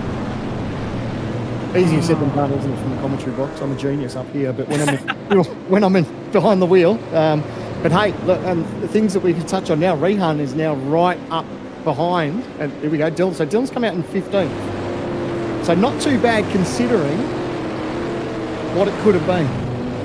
And there's a ton of cars that go into the rear end of the field as well to get some damage repaired. Sebastian Vandel, remember that car was incredibly bent. It was just sort of limping around trying to stay in the race as well. Brenton, I'm going to give you another opportunity here. I've got this glorious, he said he sounds like a genius. Are you willing to take Sandman as your strategy guy for the next race? Free to good home. I believe anything that Sandman tells me. He knows what's going on. How many years have you had, Brenton? Jeez. Maybe not enough. I believe anything you tell me, especially with your fancy Logitech G hub board there you've got now. That's you look the part. I believe anything you tell me. But yeah, I think this is shaping up to be really interesting now because we've got, like I said before, the safety cars come out. Dylan Burse has dived down the lane as he had to, and he's come out in 15th, which is a long way back, but he's got 13 lap better tyres than the rest of the field in front of him. So he will be on the move. That'll be a car to watch. It's going to be a long way to get to the front, but we'll see what sort of damage he can do and how many spots he can get back from there. Can you give us a little bit of a breakdown at the moment, Sandown? Where is Dylan Burse right now, and where do you think he's going to get to? Give us the hand movements. Oh, geez, well, he's got his work cut out for him, and we all know, regardless of what racetrack you're in, you've obviously got that little bit of an advantage with fresh tyres. He's going to be around traffic that's on older tyres, so that works in his favour. The tricky part is that we talked about how tricky the Mount Panorama is at the best of days, and you pretty much know that across the top of the mountain, it's almost single file. So it's going to be hard for him. I think he'll make top 10. I don't think he's going to get the win. But let's not rule out another safety car. I mean, who knows what's going to happen? We've seen so much action tonight, probably more than we actually expected. So for a 32 lapper and for what's on the line, the pressure's rising, and that pressure cooker is only going to get worse as this race goes on when they know they're absolutely running out of laps. Mate, good job. We're going to be using that right throughout Supercars Sunday, I am sure, because looks like a boatload of fun down in the Logitech G Hub.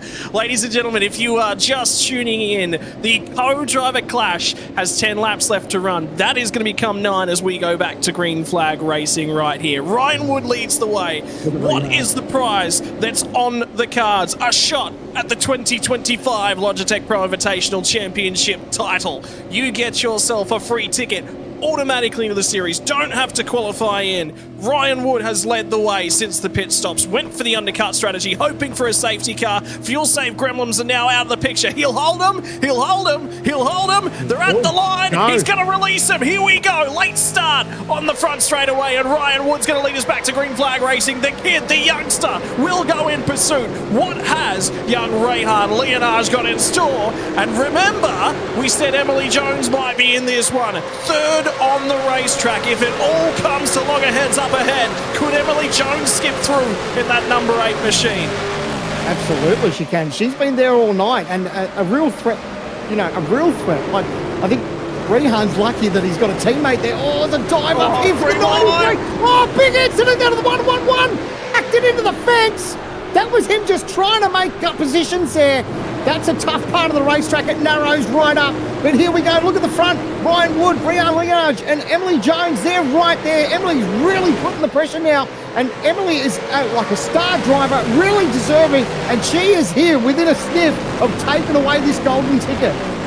Emily Jones has been a star of the Australian sim racing community, the Australian arcade racing community, the Australian racing community for nigh on an eternity. She has got talent in her own right. She has made it on multiple platforms over multiple different years, but ahead of her stands a star in the making. Rayhan Leonard, the 888 sentence has been in the fence. He's been in the wars, and his night is going to be over. And Rayhan Leonard is going to have a go, by the way. He got a good run out of Forest Elbow. They're on a Conrod straight. His first opportunity to have a real crack at Ryan Wood. He's going to pull alongside. This one is for all the marbles. They bang doors. They are absolutely into it. Jones arrives on the scene. We're going to have chaos when we get to the chase. There's an elbow. They're both off. They're both in the ground. Leonard's just not going to pull it up. Is that going to be a penalty? Ryan Wood, safety car's being called too. No way. No way. You cannot predict this stuff. This story writes itself. The script will continue to unravel as drama at the mountain. Co-driver clash Wednesday. And I tell you what, if you wanted to set up the grand finale on Sunday, my word, this is telling a story. Oh, this is heartbreaking for Rehan. Let's go to the replay before we see that.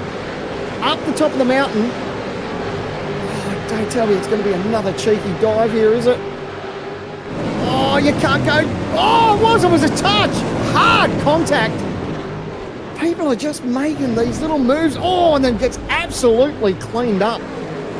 That's not on. But man, and this, oh look, that's where Rehan had that opportunity. And unfortunately, he's just gone in too deep, touched the grass. There was contact. There was contact at the kink, though, I tell you. There was absolute contact. And Wood was wide. Banging doors, banging panels for the entirety of the run down Conrod. And this is what happens at the kink. You just don't see it. It's right as the camera flicks back across. But he was not out there. And Wood, tell you what, Wood didn't leave him enough space to the left-hand side of the track. I think Wood's in trouble. Can you think about this, right? Emily Jones has teamed up with Jake Burton. You not long ago spoke about how Jake Burton picked up the pieces, did a bit of a Bradbury, and got himself a golden ticket to go overseas. Emily is now in the position where, what if there is a penalty for Ryan Wood? She's been gifted that spot from teammate Rehan.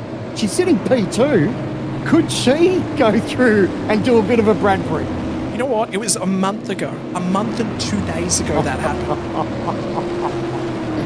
Now, I'm not going to put any pressure on Ryan. I didn't see, obviously we didn't see the incident.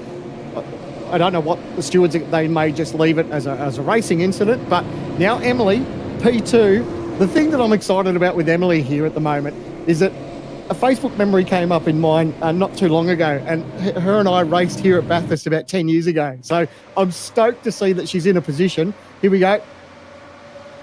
Now, this is the aerial view. What sort of touch do they make contact through here? It's just so tight through here, though.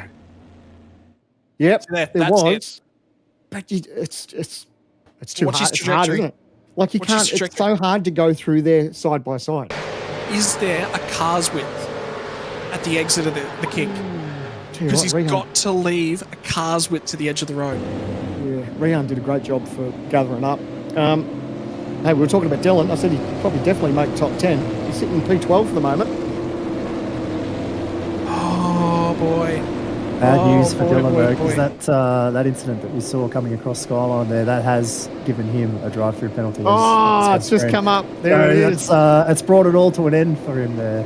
But that move, I mean, I think that was pretty clear-cut. I mean, you can't pass it there, definitely. We've seen that a few times tonight, but that's a big place to try and make a move, and he was out of control by the time they even made contact, I think. So, yep, that one's pretty straightforward, I think, and unsurprising. So this is again the top of the mountain.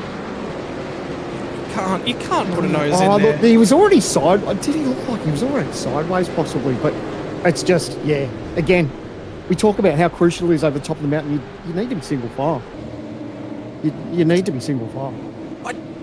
What was he thinking? He's just going through, like, he's driven a brilliant race. All power to him for what he's done up until this point. He's done a phenomenal job, and I have seen Dylan drive some very, very good races. But you know what it is too? Just take the pressure off him too. When you've made a pit stop, your night has gone a little bit pear-shaped. It's obviously not run to plan, but you've got fresh tyres. So you get in that mode of like, I need to make the most of these fresh tyres. I need to try and get the moves done. I know the laps are ticking away. So it's easy for us to sit up here and say, oh, geez, that wasn't real good. But you put your backside trackside, and it's a whole different world when you're in the seat and you know that pressure's on you. Yep. It's a rush of blood, isn't it? Yep. You got to make moves. You got to get the moves done, and sometimes the judgment's not always crystal clear. And that one was just a bit too ambitious, I think. An extra lap under safety car here, guys. I have to believe that race control are having a good, hard, long look at that contact through the chase to make a decision about that, if that's going to be a penalty or if that's going to be a no further action. I would not like to be sitting in that room right now. I'm glad I'm up here with you guys. Absolutely. How many times I've had Scotty try and get me into doing race control and in the steward's office? There's no way. You can't throw enough money at me for that gig. You know what I like? I like the fact that because we're all pundits and we're all fans of racing, at the end of the day, we're all here because we love racing, right? Brenton's obviously incredibly talented, and us two up here are incredibly loud. That's how we got our job. Oh, here we go. This is interesting. This is the onboard from Rehan. Bang, that's the hit in the door. I think the question for me would be whether or not he made enough of an effort to get to the right-hand side at the apex to keep there. But at that speed, it is actually quite challenging to get the car turned in how you want. And side-by-side through there is difficult no matter what. I was going to say, it's hard enough getting through there by yourself sometimes, let alone to try and go side-by-side with someone. So, yeah, thank goodness I'm in the commentary box with you guys. I don't mind hanging around the Logitech G hub. I think I'll hang around with my flash new board and let what you're going to do? Stewards take that. You're going to invite the stewards to you, aren't you? You're not going to go and visit them. They have to come to visit you.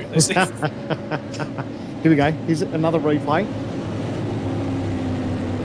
It's so hard. I mean, yes, there's going to be a little bit of net code there.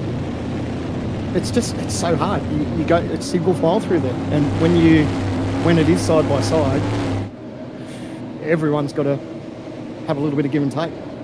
The critical factor when they're ruling it there's going to be two factors. Number one is, has the contact influenced him enough? And number two is, has he left a car's wheel? So for those of you who don't know, watching along at home, we do obviously run to a high-spec rule book.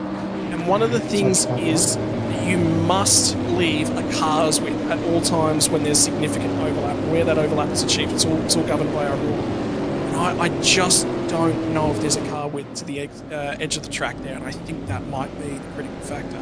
Yeah. Either way, I think it's going to be hard to put a penalty on Ryan, as much as I'm going for Rehan. Anyway, let the next few laps play out, hey? The safety car has taken off. I do want to make a point as well. Brenton Hobson does a lot of the editing behind the scenes of our lovely, lovely website. He highlighted a point from an article I wrote right back at the start of the season, which is we race around hundreds of kilometres, and in the end it's decided by millimetres, and I think that's another one of those incidents. Absolutely. Righto.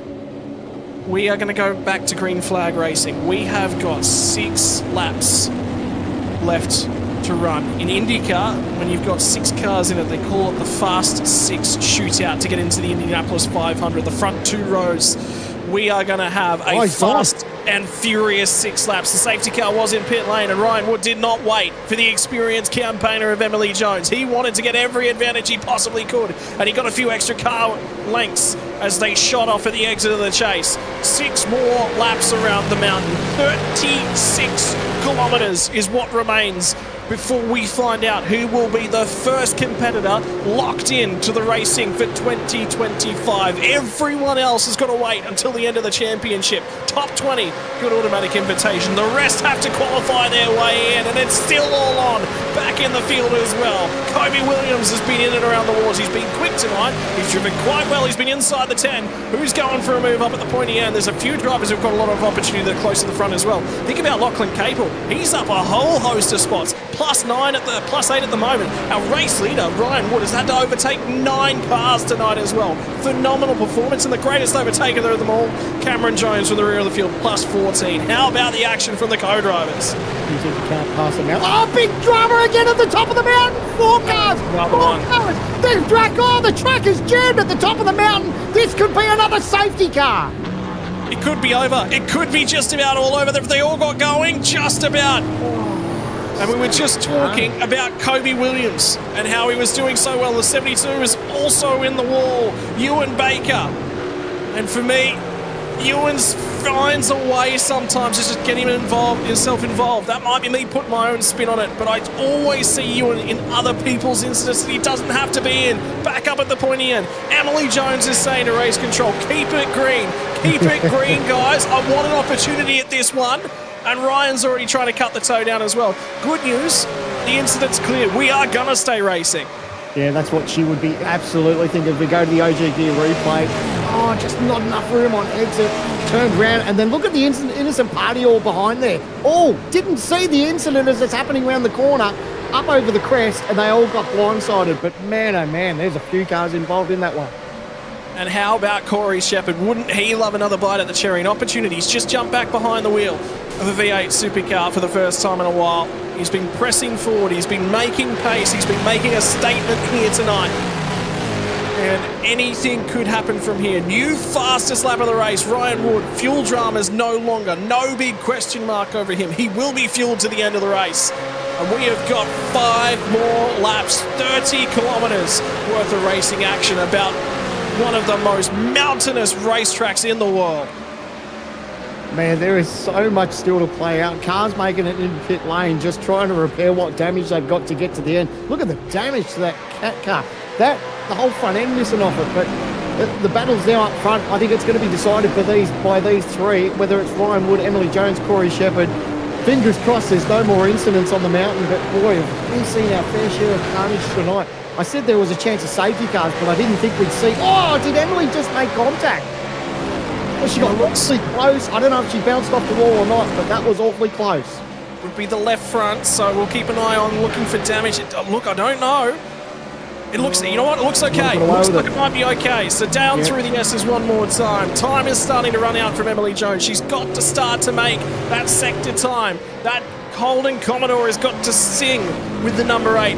Plastered on the windscreen. We'll partner with Jake Burton at the tail end. There's the 088 in the fence. Oh, she did. She did grab the fence, and Shepherd was the only one of the 3 of them that got through without contact. Man, how good was that? Awesome work there, Jay, with that slow-mo replay. Just seeing that Emily got up through that section and, just made light contact, but thankfully not too much damage, and she's able to push on. Here we go, boys. Here we go. Still continuing on. And back in the pack now. Fight for the top 10.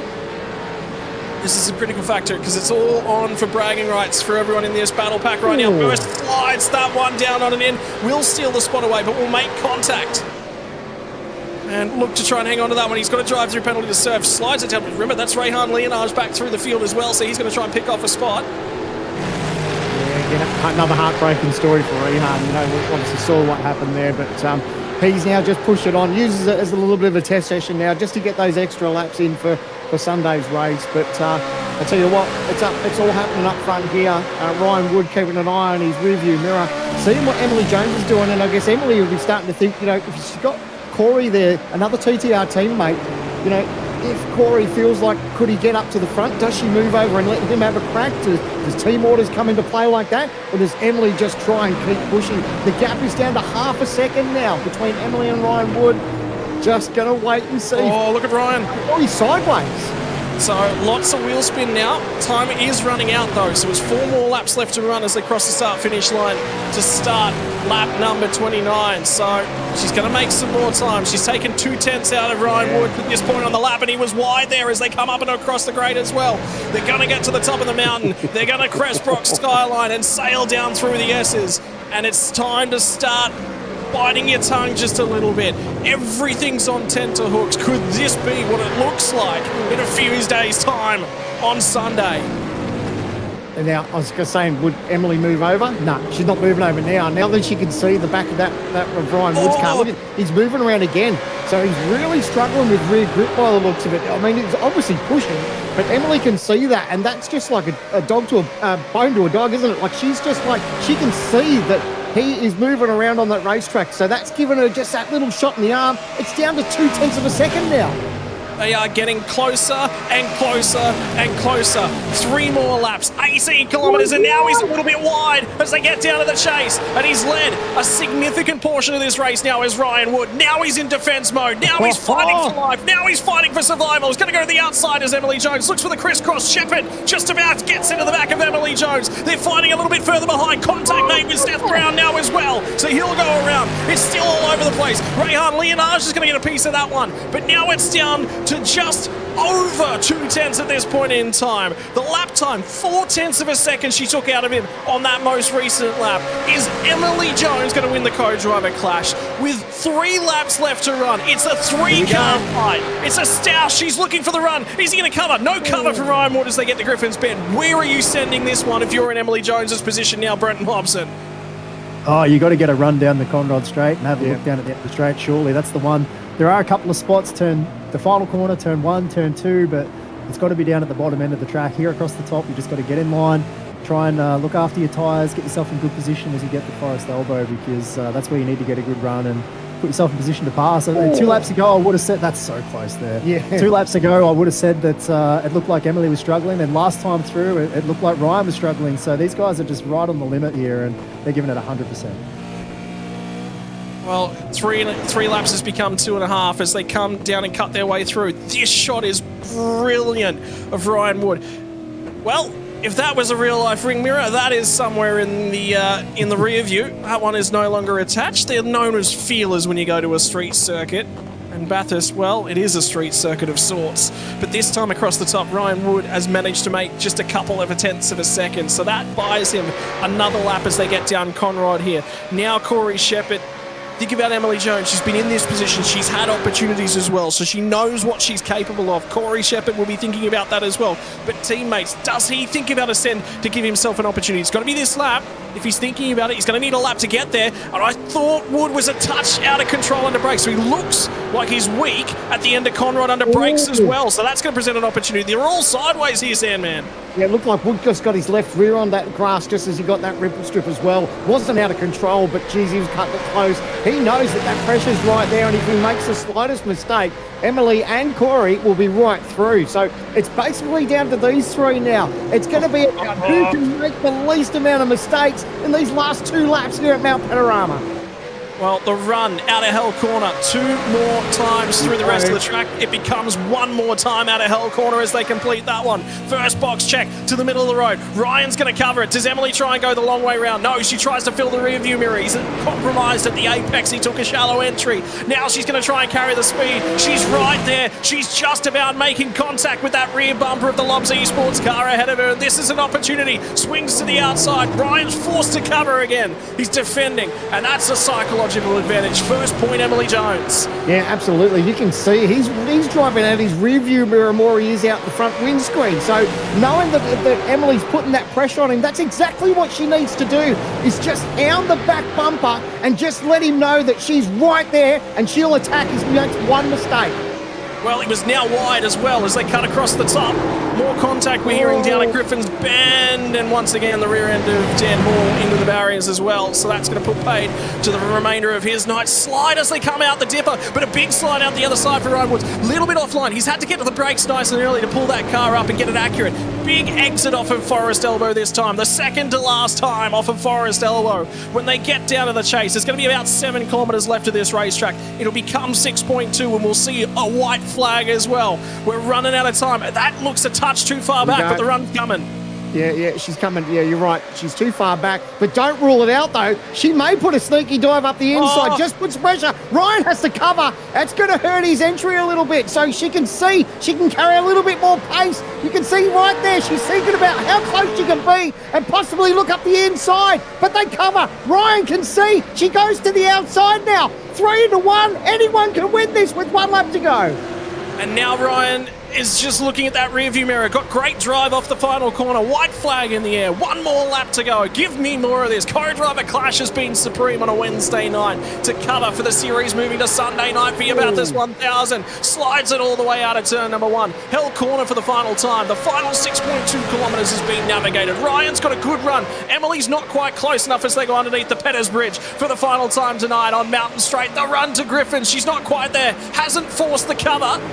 But Ryan, did he turn it in? I thought there was a wiggle over the bumps. He's pulled it up nice and accurately. Emily slides it all the way to the curb. And now it's the run to the cutting for the final time in the co-driver clash. A ticket to 2025 on the line. And it looks like Ryan Jones has got this one covered.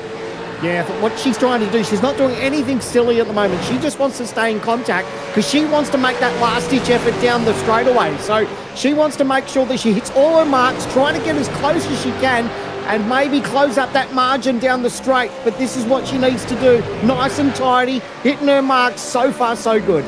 But she's now 0.4 of a second further back. This is the furthest she's been back in a fair while. Is Ryan going to make a mistake? A little bit of a mistake, actually, as he just got to before the dipper. He was wide, offline. He's managed to pull it up. They scramble. They wiggle. He's trying to pull it up now at Forest Elbow. You've got to be accurate down here. The most important exit of the night. They'll pull it out and onto Conrod Straight for the final time. 32 circuits, 32 exits, 32 runs down the mountain. Now it's onto Conrod Straight. They'll wind them through the gears. 6th gear. They'll crest the hill here, but he's too far back. She's too far back. I just cannot see how she'll get it done for here. The final time down through the kick. Then it's to the chase. Will they pull it up?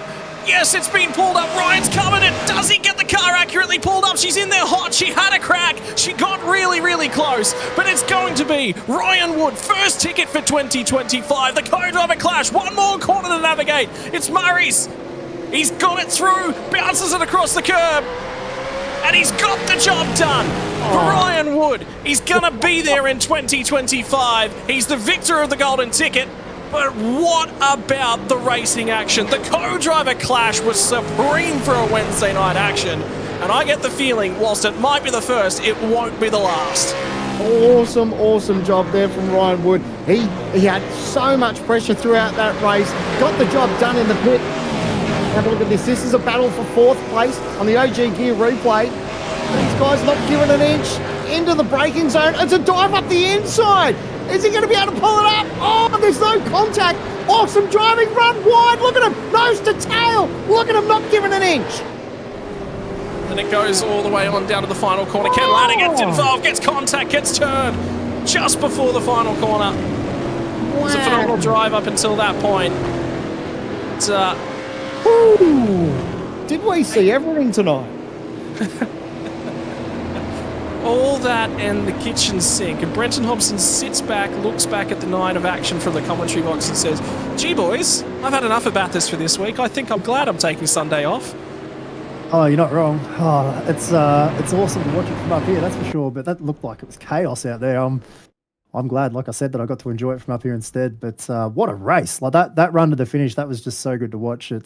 I really enjoy watching people just on the limit, like they were all the way to the finish there, and no one made any major mistakes, and Ryan did enough to get the job done. And I have no idea what the outcome, by the way, was of the incident between Rehan Leonage on the run down to the kink. So we'll have to stick a proviso. No, race control has come back and said no further action on that. So I figured it was going to be pretty hard to pin him for that. Well, I think it was, unfortunately, it was just a racing incident.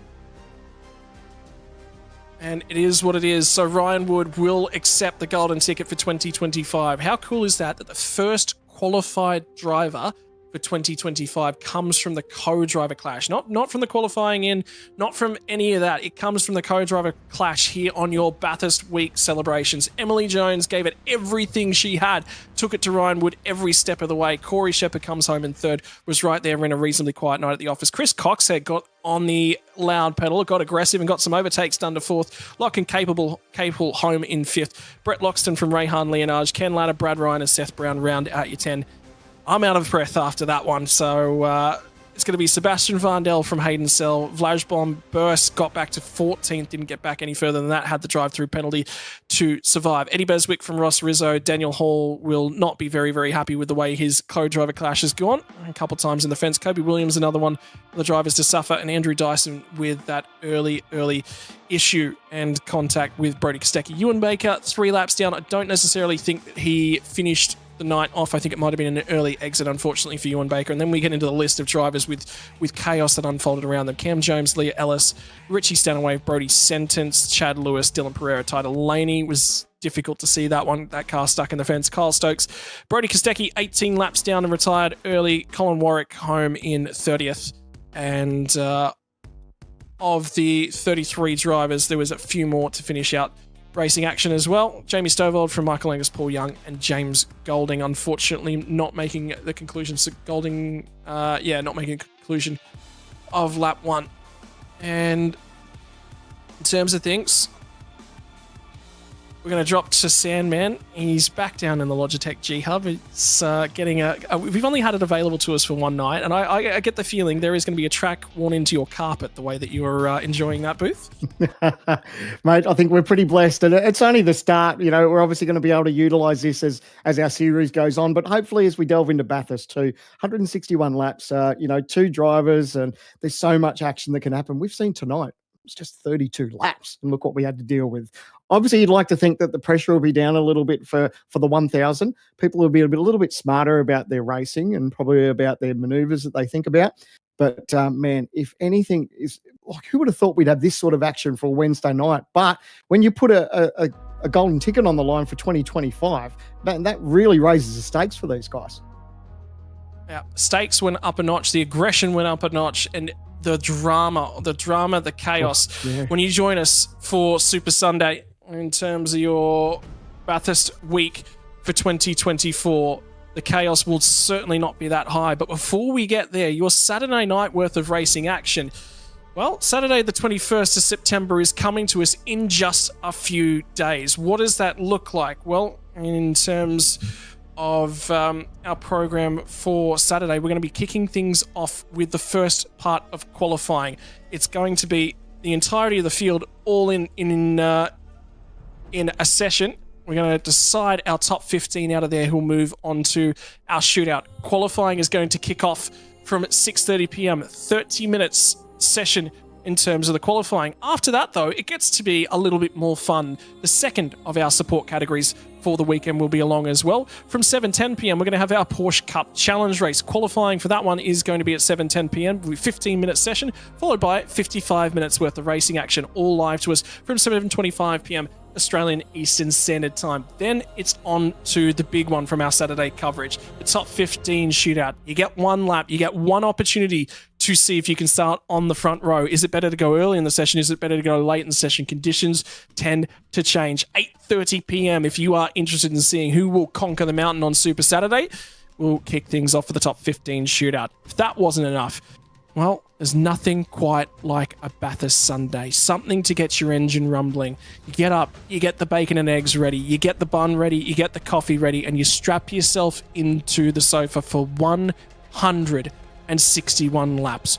1,000 kilometers worth of V8 supercar racing action. The final time for the Logitech G Pro Invitational, we will see the Gen 2 cars transition around Mount Panorama in the 1,000 kilometer race. Race start will be from 11:15 a.m. We'll be live with pre-show from about 10:45 a.m.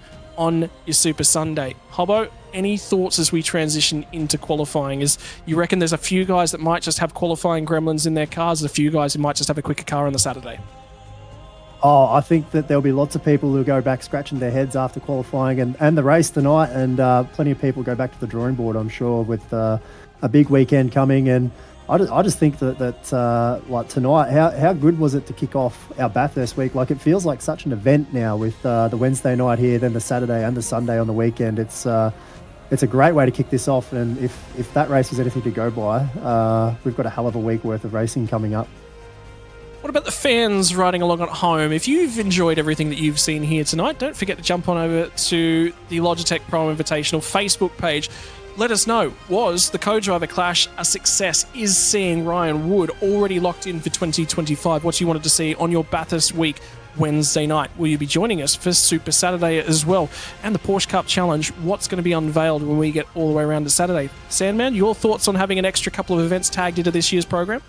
Absolutely love it. For me, I can't get enough of Mount Panorama Bathurst, whether it's in the commentary box or I get my backside trackside.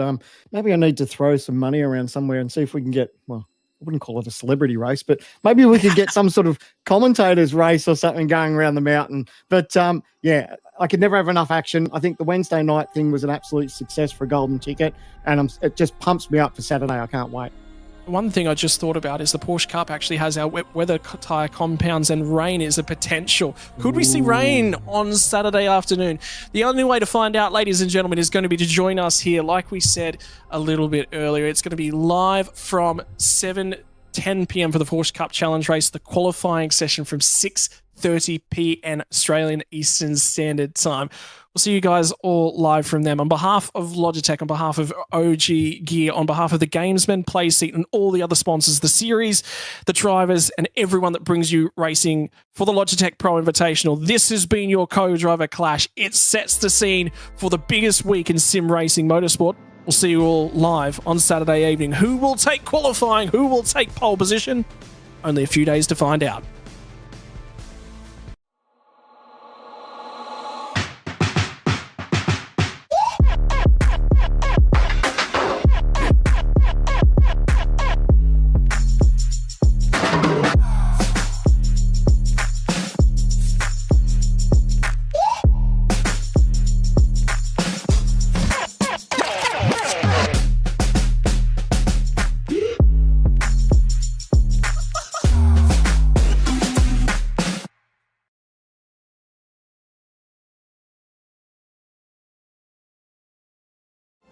Weekend in, weekend out, Motorsport Australia officials are making waves. From waving flags, waving cars through pit lane, or responding to a wave for help. Wave hello to new lifelong friends. Who knows, you might just make waves around the world. Ride the first wave. Search Motorsport Australia officials today.